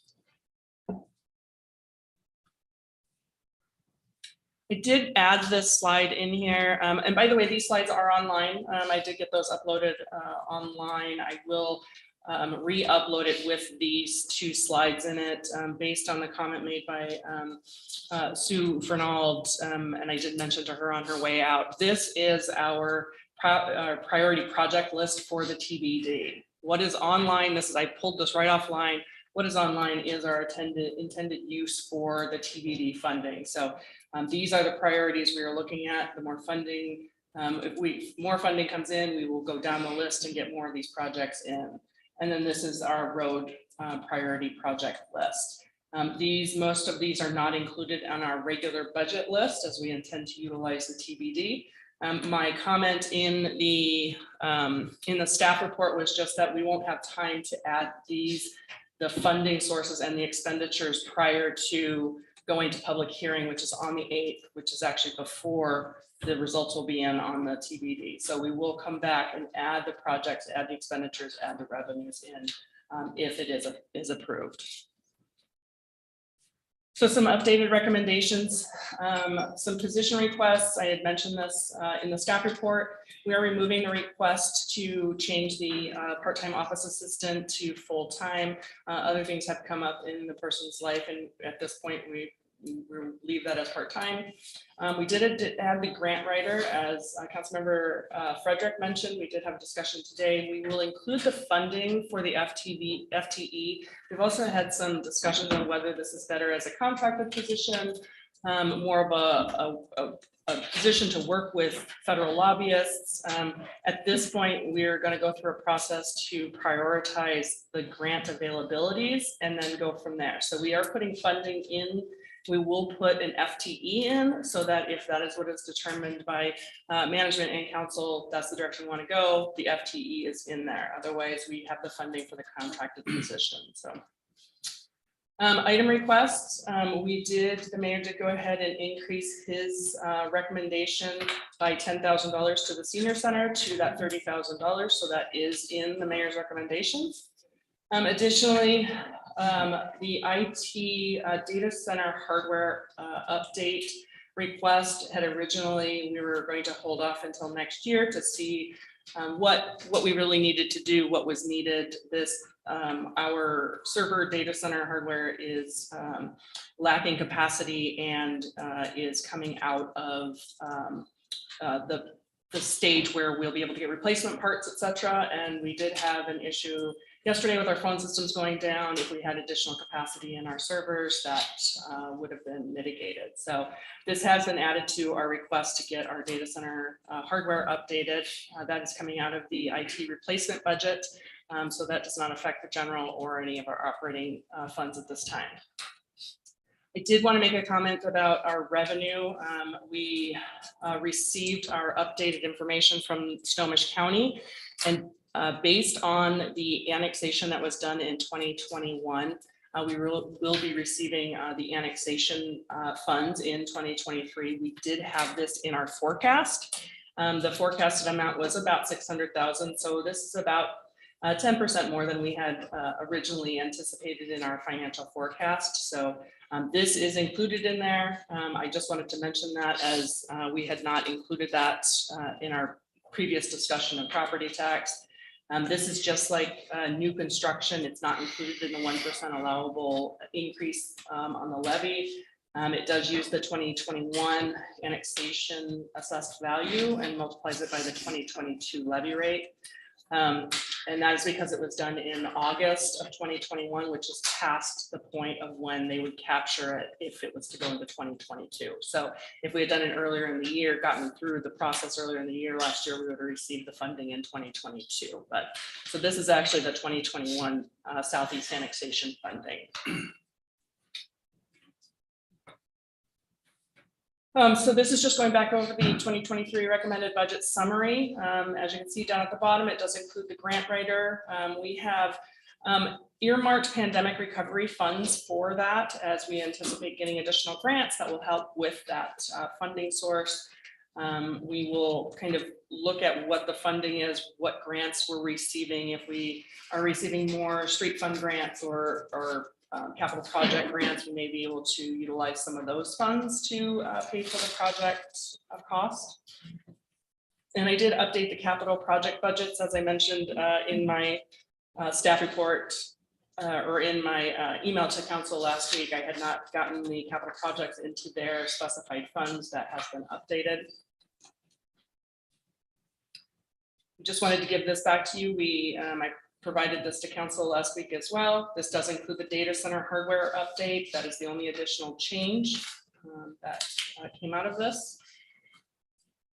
And this, Director Warrenton asked me to add this slide based on a question she received from a council member last week. So I will let her let us know what this is about.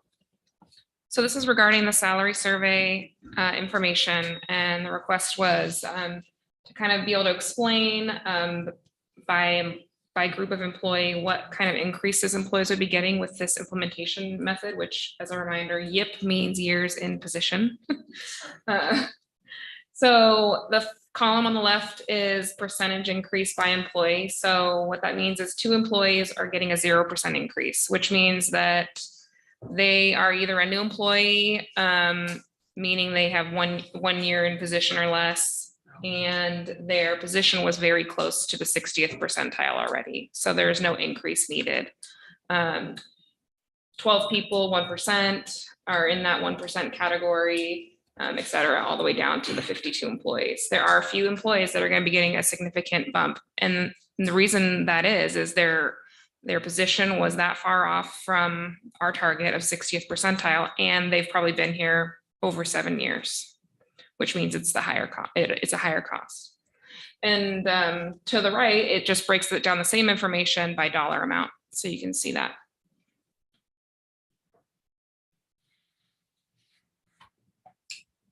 On refresh my memory, that figure does or does not include the COLA adjustment? It does not, right? This does not.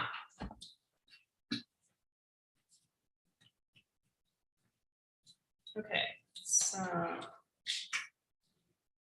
So I wanted to provide an updated general fund forecast that includes the annexation values. So it included the additional increase, and then we do look at a 4% increase in property tax per year that is based on growth. So new construction, annexations, as well as the 1% increase over levy. So with the updated annexation values, we've increased our 2028 ending fund balance to a positive number. And this is with all of the requests that are in the mayor's recommended budget. So. The street fund has also increased as they received 27% of the property tax. And so they received a portion of that annexation tax as well. And then there was also a question on permit revenue forecast, buildable lands, et cetera. Director Wright has handed out a memo detailing a lot of data, a lot of information that he will kind of walk through bullet point for you. So what I wanted to show everyone was some trends in our permit numbers and a couple of cross checks on data sources to give you some confidence of what future permitting is going to look like, even though we're going into a little bit of an economic downturn. So I looked at our permit tracks software to track what have we done. We have permit track data going back 9 years. And so with that 9-year average, we could say that annually we get about 1,400 permits in with a pretty standard split between land use and building permits. So over 700 for building permits, about 175 for land use permits, and then miscellaneous other permits would be about 500 permits. So if we look at that 9-year average, that totals about $1.46 million per year in annual permit revenue. And then if you want to break that down a little bit further and look at the, what do we get for mitigation for streets and parks, that's been about $1.48 million annually. And just for point of reference, as you look at that number for the parks and streets mitigation, that is a composite number, but over 60% of that would be parks based on the fee cost and the split between residential to other types of building permits. Also provided in that data table a 5-year average, which I believe is probably closer to the average, but we wanted to be conservative and use the 9-year average as baseline since it included some leaner permit years The next thing I did is I was looking for sort of a definitive source to show growth projections. Washington State has a Revenue Economic Forecast Council, and they have just revised their annual report in September that would take a look at some of the current economic conditions. And they project out various sectors of the economy over the next 5 years and show proposed increases, decreases of revenue. So I used their model, plugged that into our 9-year average baseline to project going forward what our permit revenues would look like per year. And what you can see is the numbers in the 5-year forecast moving forward are very close to what we saw in the 9-year average looking backwards. So we feel pretty confident that that 1.4 million is pretty accurate for revenue projections, if not a little bit light. The other part of the question was from the council related to our buildable lands. So it is true that we are seeing a decline in our vacant lands, but under the buildable lands report, it looks at vacant land, redevelopable land, and partially used lands. Each of those have a specific capacity and growth target over the next 20 years. And so what we're going to see is a larger dependence on the redevelopable lands or the partially used lands. And to sort of give an explanation of what those are, partially used would be, say you have one house on an acre site. So obviously you have capacity depending on your zone to accommodate several additional units. Redevelopable means the value of your land exceeds the value of your structure. So you're sort of also have additional capacity to improve the value of that property. So that's what we look at over the 20 years. That's what our growth targets are assigned to. And so that's a long-winded way of saying in our buildable lands, even though our vacant land supply is decreasing, we still have significant capacity in other types of land that we'll see through short plats, infill, tear downs, rebuilding, tenant improvements in our existing commercial, and we still have about 300 acres or so of commercial available land. So in summary, as we go through these different data sets, what we can say is out of 5 of the last 9 years, we've exceeded that 9-year baseline average, and we will exceed that value again this year.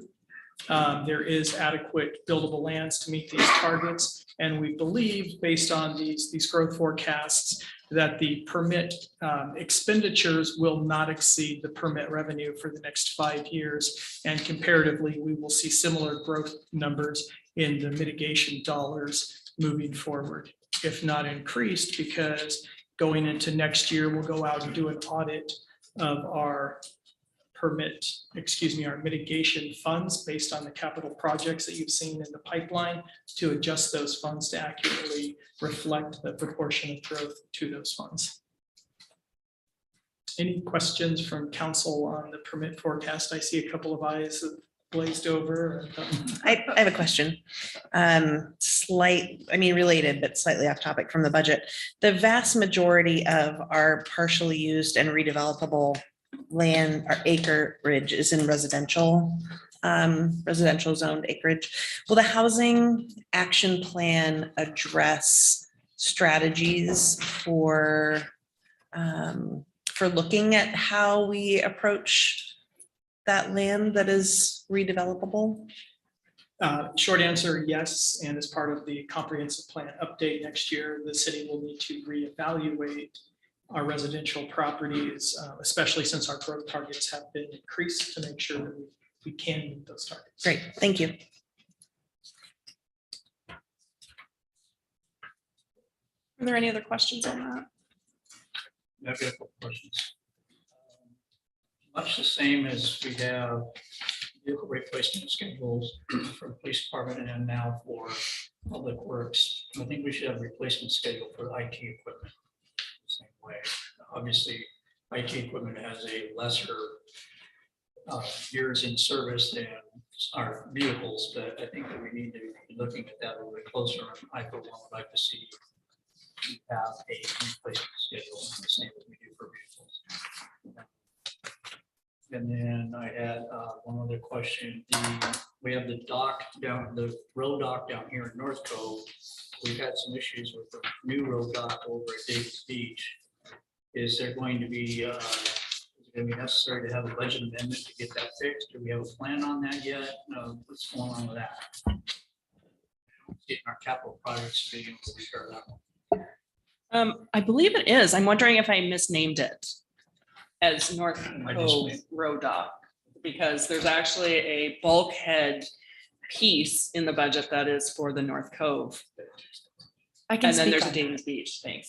Can I speak on that? Please. Okay, great. So the Davies dock, we're planning to do as soon as possible. And if we can pull a trigger before the end of the year, then we have money in this budget in order to do it. We have around $25,000 that I can allocate to that. We can put in a dock, which is around 60 foot long by either 6.5 to 7.5 foot wide for that $25,000 mark. I have a meeting set up with North Cascade Crew for Friday to look at the final footage of it.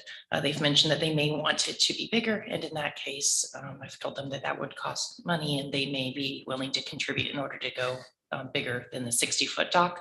When you measure the one right out here at North Cove, that one is, I think, about 55 feet long.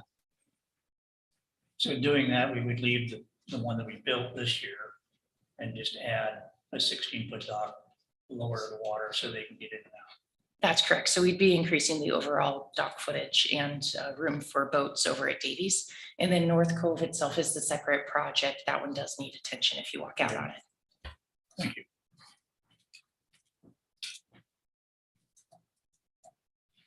Okay, this is, it is so nice to see up there. It's much more difficult to see on my on my screen, but this is, I just wanted to give council a look at our real estate excise tax revenue forecasts as well. This is where we generally spend most of our funding for bond payments. And this forecast does go out to 2050 because our bond payments go out to 2049.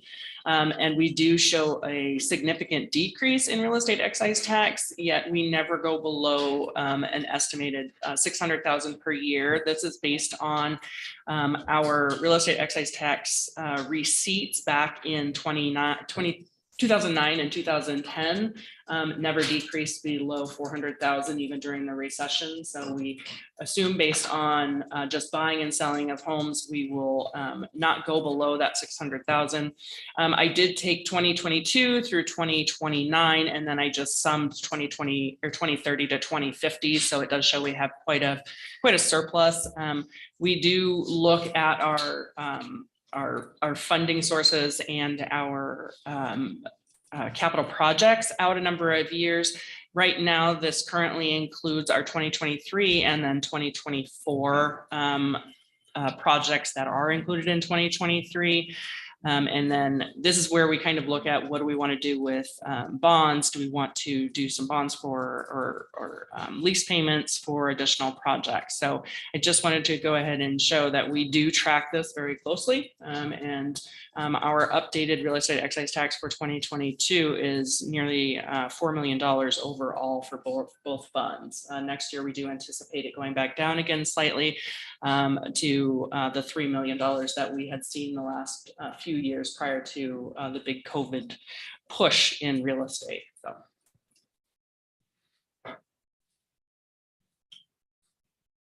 And I did just go ahead and put in our budget priorities at the end, just letting you know that we are still working towards completing our capital projects. Obviously, this is very important to us. And then next steps are finalizing the budget proposal, getting council's input and feedback, and moving on to public hearings, including property tax in 2 weeks.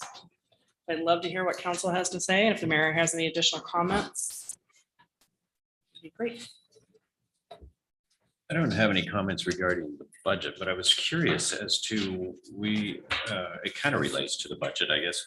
There was an email that came out asking for information on the Transportation Benefit District at 5:30 this afternoon, and we were forwarded a copy of that. Is there some relation to what we're talking about in this, or what? I mean, what was the stimulus for this? Are you talking about the pavement preservation? Yeah, right. So the pavement preservation was something that I requested in light of the budget consideration that Director Halverson put out at our workshop that said that if we continue with our current funding level, we are going to have a significant challenge with our roads, and that we have to give more consideration to increasing the funding for the pavement preservation, or we're going to be spending millions more in the future. Right, wasn't that the purpose of the TBD? So I guess I'm just wondering, I mean, this, I just want it out there. We don't know if the TBD is going to pass. no, I get that, but I mean, it was kind of, this information was requested, it kind of came 520 or whatever, and I'm just wondering what the stimulus was for it, because we've received this before. That we had at the workshop. Yeah. I just, it was helpful for other people to have that, because that's something that I wanted to address with my comments regarding the budget tonight. Oh, okay. I didn't want you to be working off different information than what I had. Okay, all right, thank you.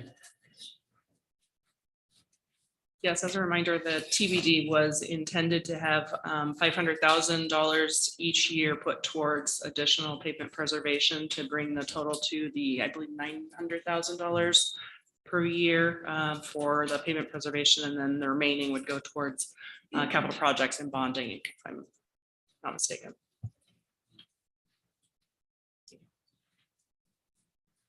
I have a few questions. If we're just asking questions about the budget and getting clarification in general, okay. There were a couple things that stood out to me that I realized I need a little bit more information on. Page 96. Nope, page 97. There is a line item which we talked about, and there was a presentation last week for a new position, the Public Works Shop Quartermaster. And then there is an additional request for quartermaster supplies at $100,000. I'm assuming that if the quartermaster position isn't funded, that quartermaster supply line would also not need to be funded. Is that correct? That is correct. And can I get a little bit more information on what the supplies are that would go along with that position? So one of the things we did an analysis of how often our folks go to Ace Hardware. And it's pretty significant. And so then we also did a calculation of time of that person and the amount of money that's spent. Oh, I forgot the widget, or I don't have the widget for this project. And then that time going to Ace or Granger or Home Depot, wherever it is they have to go, it's accumulated quite a bit.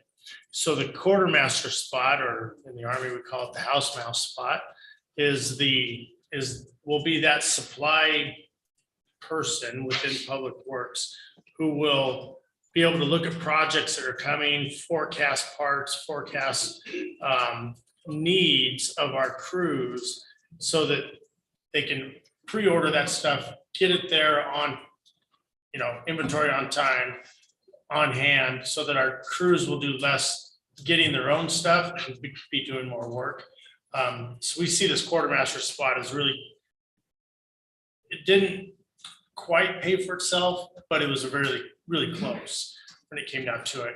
So then the equipment that person's going to need is racks and things to store things and systems to be able to order. And that's what that $100,000 is for. Thank you. And that will decrease in future years. And obviously a lot of the other supply line items will decrease through Public Works as the quartermaster is actually doing the ordering and supplying. And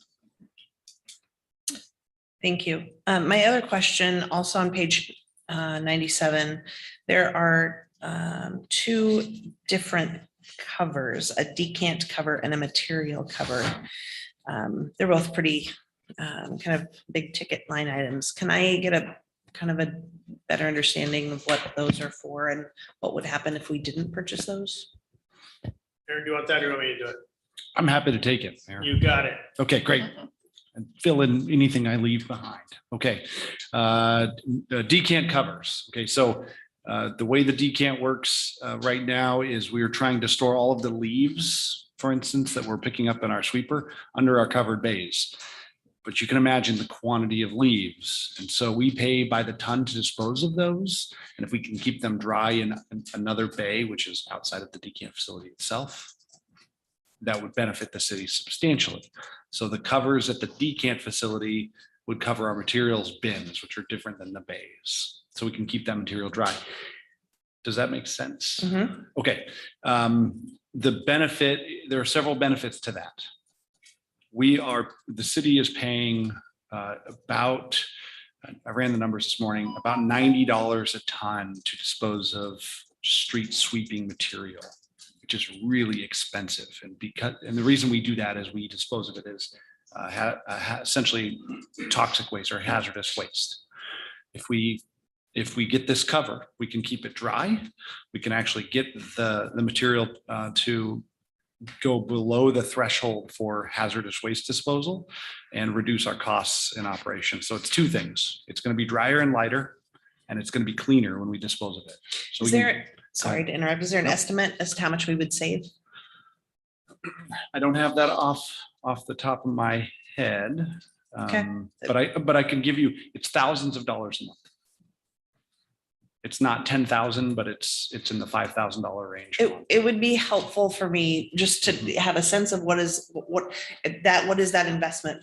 What is the offset? What are we gonna save moving forward? And ballpark is fine. And then the other covers are essentially for the salt and sand piles. Oh, we talked about that. That's right. Yeah, we talked. Okay. Yep. Thank you.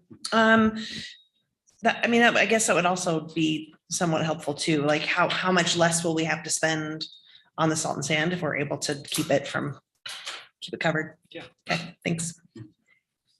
One last question about regarding the COLA. When we have the Guild and the Teamsters, is there another, are those the two bargaining units? We have the Guild Commission and Guild Non-Commission. Okay. Which are When separate contracts. when do those negotiations open? So right now, we're under negotiation with Teamsters, and next year is the Guild Commission. Like early next year or late next year? So it wouldn't be effective until January 2024. Got it. Okay, Yeah. thank you. I am concerned about the COLA request, the amount of the COLA, and the fact that we're in negotiations or haven't entered negotiations yet. How us setting a COLA now might impact those negotiations. So it's the reason for my question. I think I'm good for now. Thanks. So we just have it, we have like more of a discussion, like a workshop discussion on this, or what's What I would like to know is what are your issues? What are you seeing so that we can maybe resolve them before we get further in the process? I think this is a good time for that. Okay. Yeah. Sean? I was just gonna add, I think Councilmember Jarrett actually covered most of the specific points that I had marked here. Just talked about the COLA, the quartermaster supplies.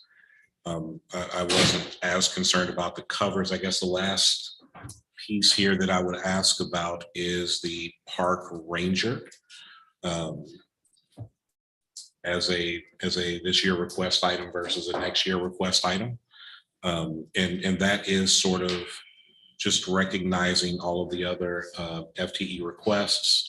The COLA, the 60th percentile years in position, all of those things and how that impacts not only the 2023 budget, but resets the floor for budgets moving downrange. And if moving this forward a year to 2024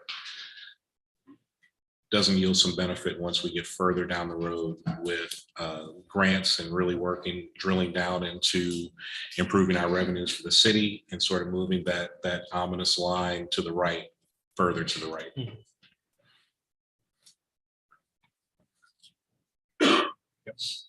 Hold on a second. Was there a question in there? The question is, can we move that to the 2024 budget as opposed to 2023? The park ranger. Yeah, I'll let you know my thought process on the park ranger. And at first I said no, and then I was just really thinking about it. And so I added it to the budget for a couple of reasons. One, I wanted to support our new parks director and her request in that. Two, I think that there's an opportunity to not only provide safety in our parks during the summer, but also that helpful eye, that personal touch of the city kind of a thing within our parks. And then I think my third reason why I talked myself into it was, one of the goals of this council and one of the goals of myself is that we eventually take on more park assets, and it's specifically Caballero Hill from the county. They want to see us to have a robust parks department to get us there. So also part of my thought process was a parks ranger helps us look better to the county to say, hey, we have a park ranger, we can put a park ranger in the skate park, and we're big kids now, and we can take on this park. So that was also my thought process with the park ranger. Okay. But I will say this, there's a lot of nuances to the park ranger position. They're certified, they go to like a park ranger school. Could we even get a park ranger? I think the first school was January or February.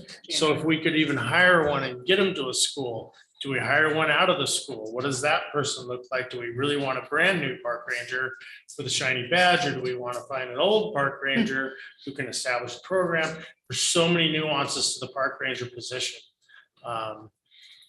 So a lot of thought process went into that one, and it's on there for your Okay. pleasure. No, I appreciate I appreciate the context and how you came to that decision point. I've said it before, and I even said it today when we had the meeting earlier. I think it's part of the budget conversation. In addition to talking about the expenditure piece of this, we really need to, as council, as you as the mayor, as the senior staff, we really need to continue that conversation about the economic development and going after the grants that aren't conventionally within our scope, and really making sure that we increase the revenues to support the services that we need to provide here in the city. Yeah, absolutely.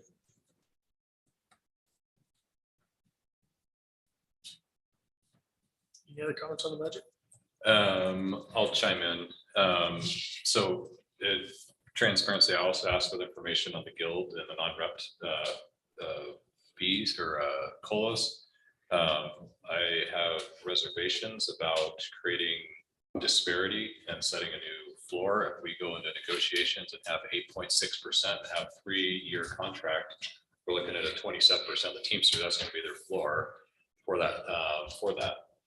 We cannot afford that as a city. And so the non-represented, the 49 non-represented people are also the ones, as far as overall average salary significantly higher than those in the public works, typically the represented folks there, and the non-commissioned officers that we have with the police department. So as far as an equity thing, if we want to use that lens, or we want to use the fiscal responsibility lens, whichever one we want to apply, anything more than what those folks are making, I just don't think is reasonable, and sets us up for difficult negotiations with the Teamsters and with the officers, the commissioned officers going forward. For me, I mentioned this, I appreciate the mayor, his explanation. I was concerned about Park Ranger, and he provided that explanation to me earlier. I don't understand why we don't have justifications for each position in writing, have position descriptions, what needs are being met. I don't know of any other organization that can say, hey, I want 12 positions and they're just funded and there's no justification in writing. We need transparency for our citizens as to why that need is there. And historically that hasn't happened in our city, and I think that's something that needs to change to help us better understand the needs that we have there. And as far as the years of service, I'm sensitive to that. That amount is also, there's a compounding effect there. And I would like to see something more of like a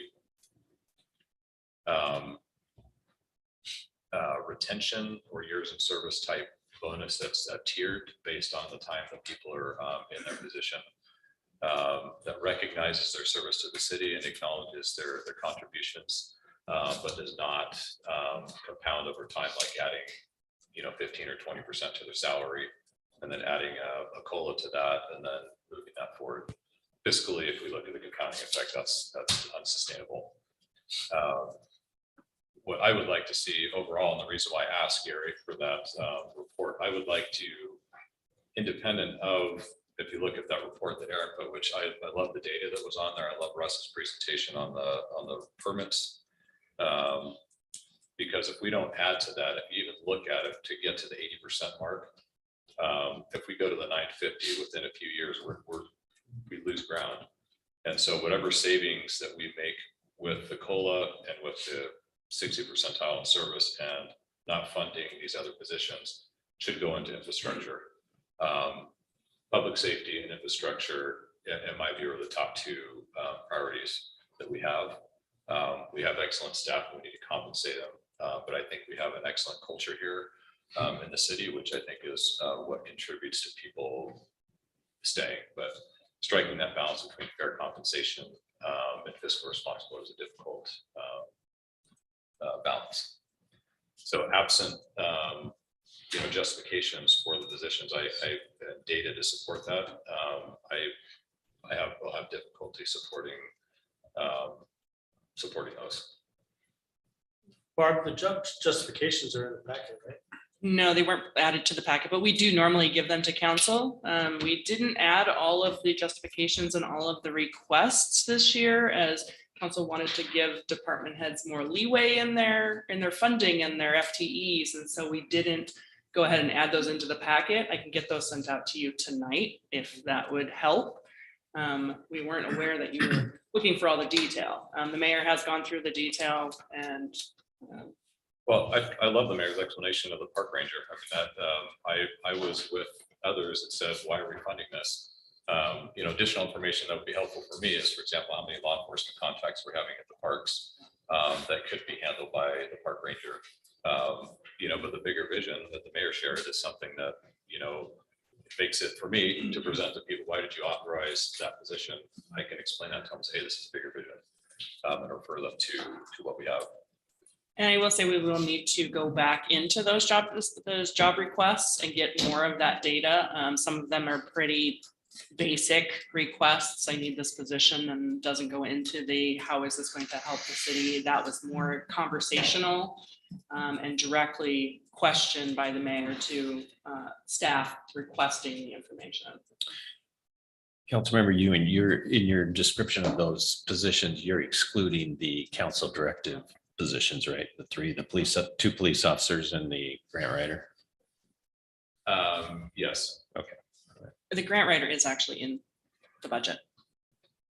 It's been added since. Yeah. Correct. And I'll just say that I appreciate Councilmember Frederick meeting with the staff. I've had discussions about that position, and there's a lot of complexities to it. And the report, is outstanding as far as the discussions that the city staff have had with that. And I hope we can flush that out and get some good a good position description for that to be able to attract the right talent to maximize this value. Okay, so I'm gonna get in here and talk about what he's talking about. I am on the opposite end of the spectrum from what you just discussed. One, the salary survey shows that we have been remiss in keeping our salaries in line with what's been going on in salaries for our people. And that's going to drive people away, not bring them in. You can have all the great working environment that you have. If they're not getting paid enough, you're going to lose them to other people. And I can tell you that there's a lot of people out there looking for our people to join them right now. Every city is looking for people, and they're moving all over the place. And if we can't retain our people, based on not paying them enough, that's shame on us. The COLA, yeah, I understand COLA, that's a big deal all the time, every year, but we do have a lot of inflation right now. So that's a problem that always exacerbates that conversation. I don't think worrying about going into negotiations with the guild next year is something we should have to worry about right now. And bringing our non-representatives up into the salaries that they really do deserve is going to maintain our good people here. And also, I believe that actually spills over into the safety of the city. Because if we lose the people, then we just don't have them to help with that portion. So losing people is something we do not want to do. And not paying them what they're worth is something we should not do. But I am all for paying them what they're worth. And when you look at the numbers up there, some of them, there's 5 of them up there, they're, oh my God, you gotta be kidding me, a 20% bump. Well, guess what? We didn't bump them for the past 8 years. So that was, that's shame on us for, as far as I'm concerned on that one. We didn't do any salary surveys, we didn't keep them up with it, and we need to bite the bullet and get them paid what they're worth. That's my point. Yes. They'll go someplace else and get it if they don't get it. I tend to agree with Councilman Daughtry, and I think that what that means is there are other items in the budget I have a hard time supporting, knowing that we're supporting, if we're supporting fully the COLA and fully supporting bringing the salaries up to where they need to be, it also makes it hard to then pay for all the rest of the items in the budget. So, but I would agree. I think that my preference, my priority also lies with compensating our staff appropriately. So, and when you say compensating your staff, so does that include the full 8.6 and the full 60%? It does. Okay. I concur. I concur. Our staff is working so hard and we're growing so fast. The load is off the charts here. And I do believe we need to do what we can do to keep people here so they don't throw up their hands and move somewhere else or work somewhere else. Cost of living is right now is tough.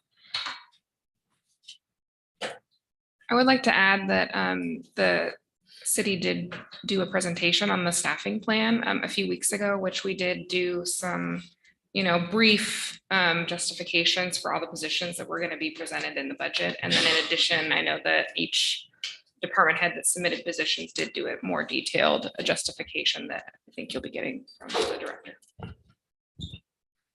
Aaron, just a quick question on some of these items that were talked about as far as the decant facility. Are some of these costs willing to be split with surface water management? For instance, the catch basins that are cleaned, that goes to the decant facility, and that's some of the issues that you're talking about as far as the liquids, right? And the weight and so forth. So is there a possibility of kind of lessening the impact on the funds here and blending those a little bit? Since they're kind of co-opt, I guess you might say, between the different users? May I answer Yes. that? So in our, when we actually go through the request lists and the capital project list, I do go through and separate them out, whether they're what department they're in or what fund they're in.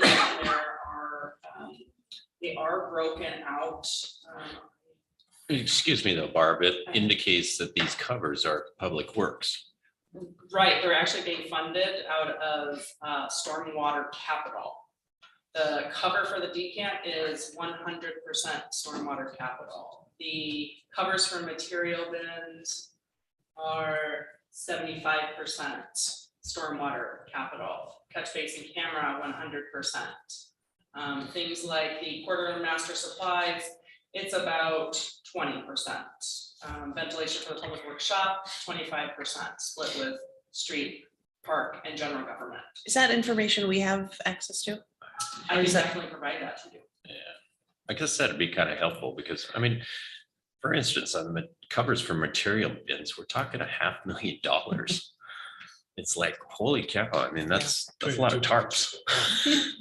And, you know, can't we kind of Band-Aid something together for a little bit and And I know we did have some of mitigate those some of these things that we're conversations, too. talking about? I mean, we built a decant facility. It has a roof on it.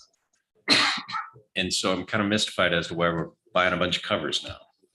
Well, because we don't have them on the bins where they store, right? They drain the water, the liquids off, but then when they move it to the storage area to dry, there's no covers on it. Well, originally, when we talked about the decant facility, it was hundreds of thousands of dollars. It turned into a $2 million Right, $2 plus million project. right. And it just seems that we should be maybe putting a little more Band-Aids on this than creating, in my opinion, a Cadillac operation. So some of those funds could be utilized for some different purposes. One opinion. We'll have a look at. Yep. They've got some good tarps. That's a lot of tarps. Triple, quadruple lined. Sure, it's not just tarps, it's with holes that tarps up. I hope. You can build a fence. Yeah. Keep me out of this. I'm not building nothing else. What other questions or discussion you have on the budget? What's the Hartford Depot concessions? For 228? That is that's this thing, right? That's this little building we're gonna build right out here in the middle of the cement. Got it. Thank you. And right in the middle where Aquafest has all their stuff. Yeah.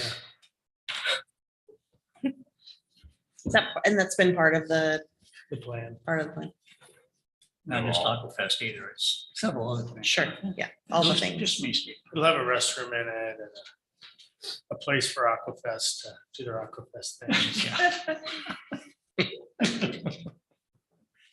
So is there anything else that council would like to see next week? I would expect that we're going to have an additional budget conversation next week during discussion.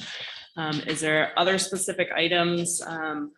I will get all of the item and the position requests out to council, not just the ones that are in the mayor's budget recommendation. I can get out the allocation of the requests that will show you what funds they're in. Is there anything else you would like to see? Would it be, Go ahead. I was gonna say, would it be too much of an effort to look at the boom lift, mini excavator, scissor lift, as far as leased equipment instead of outright purchase? Absolutely. And I think we talked about that as well, with the mayor and city administrator and Director Halverson. And that is something that, again, they're all no's right now, just because they were lower on the priority list. And a number of things could potentially be leased or financed over multiple years. So yes. Okay, thank you. And I know we've asked for this several years in a row, we've never really seen it on capital projects, but what about the money tree orchard? Yeah, that I'll take a picture of the one out back. It's about the build, lack of buildable land. Okay, got it. I have one other question for Director Halverson. So about the fleet rental, is the proposed amount, is that something, I mean, what benefit would be there to increasing or expediting the turnover of vehicles in your department from what you're recommending? Is there any value? Because I looked at, they had like 7-year, 10-year, like 15-year options as far as the turnover. I want to know from your perspective, is there a value and what value is there in expediting the rollout of updating the fleet? I'll try to answer your question. It's kind of a difficult one. So are you asking what value in terms of leasing, if we have a turnover rate for light duty vehicles of 3 to 5 years versus the model I ran, which is 7 to 10 years? Is that what? Yeah, you're so asking? we're budgeted at 95,000. Let's say you say, hey, you know what, I'd like to move that up and make that a little faster Yeah, due to the I see. age of our current vehicles. How much more of an ask is that? I mean, the data's there. You Mhm. present a compelling case, so I'm open to increasing that, or recommending an increase. I mean, I can see that I'm in the minority in some other issues, but I'm open to at least making a recommendation to increase that if that's is going to significantly benefit your department. Yeah, I think there is good value in expediting that. So get those 40 or so vehicles replaced more quickly. In terms of cost, I think I've looked at several scenarios provided by the vendor. I think we can take it up to $220,000 a year and add several vehicles to each year and then start to curtail that. The costs start to go down, right? Because the fleet is newer. Why don't I do this? Can I bring back a department report next week running that? Yeah, that's great. scenario? I want to throw that out there. I think that's worthy of consideration. Because I mean, you have the most vehicles of any department that we have. And so we need to make sure that those who are operating those vehicles have safe vehicles with which to operate. And I know one of those vehicles would likely go to the Parks Ranger as well. So if you could look at it, I'd be appreciated. Next week's great. And I would like to just remind you that the fleet vehicles are storm, street, parks, and general government. So they do come out of those funds as well. So we're talking about the allocation of funds and they do come out of those allocations. All right, if there's nothing else, let's move ahead. You should have a draft agenda for our meeting on November 1st. One of the things we do want to stress, Caitlin really wants to stress this because she's stressing it, is making sure that you're here at 4 for council pictures. Yes, that'd be great. And she is kind of like the mother at Thanksgiving. She wants the whole family in the pictures, so please make sure you're there. Okay. My hair appointment's not till 3 that day, so I might be a little late. So. I think there's hair and make, see, there's hair and makeup here. Okay. So, yeah. There's wardrobe, don't worry. Right, we're fine. And she sent out an email with some suggestions on attire so that we all kind of look somewhat presentable. Clean up a little well. Okay, so any questions or anything you'd rather see on the agenda? We're adding the discussion on the short-term rentals. Correct.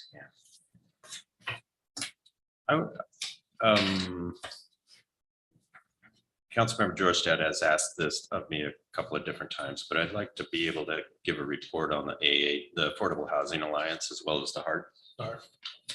So that we can have that taken care of.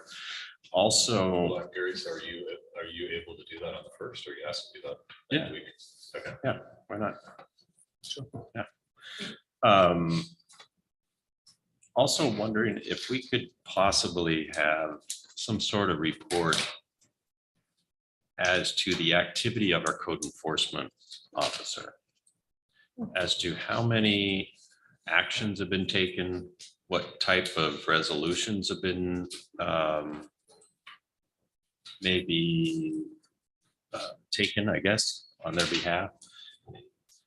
I just, I'm looking for the efficiency, I guess, or some idea of what's going on there. Yeah.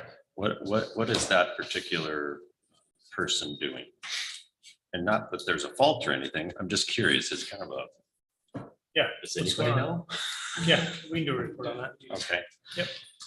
And then I'm also wondering, and this, I'm going to tread on this a little bit lightly because it was subject of executive committee, but I'm wondering as far as some property acquisitions, kind of the results for the, I guess the results are where we're at with those. There's a couple that were reported on a few months back, and I just kind of wondering if we have any resolution to those. So Is that something we need to take care of in executive session, or is that something that could be done?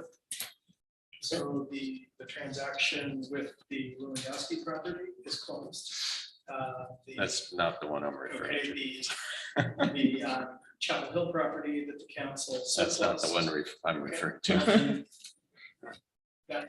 Okay, so how do we get that information? Is that through executive committee discussion, or how? It could be. I don't know what property. Do you're talking we have about. executive session this evening? Yeah, Is that I would correct? suggest Can- that you Can we add this ask as a topic. the question in Okay. executive session maybe? Okay. Can do that. It's a mystery, Barb.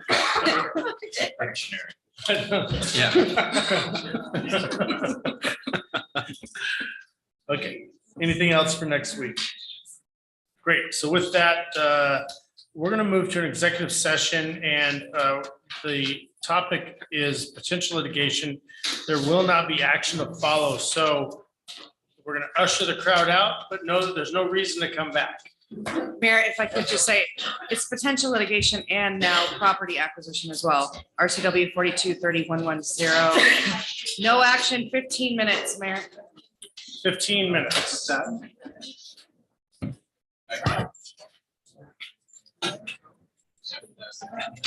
Do you need me to stick around? Very good points.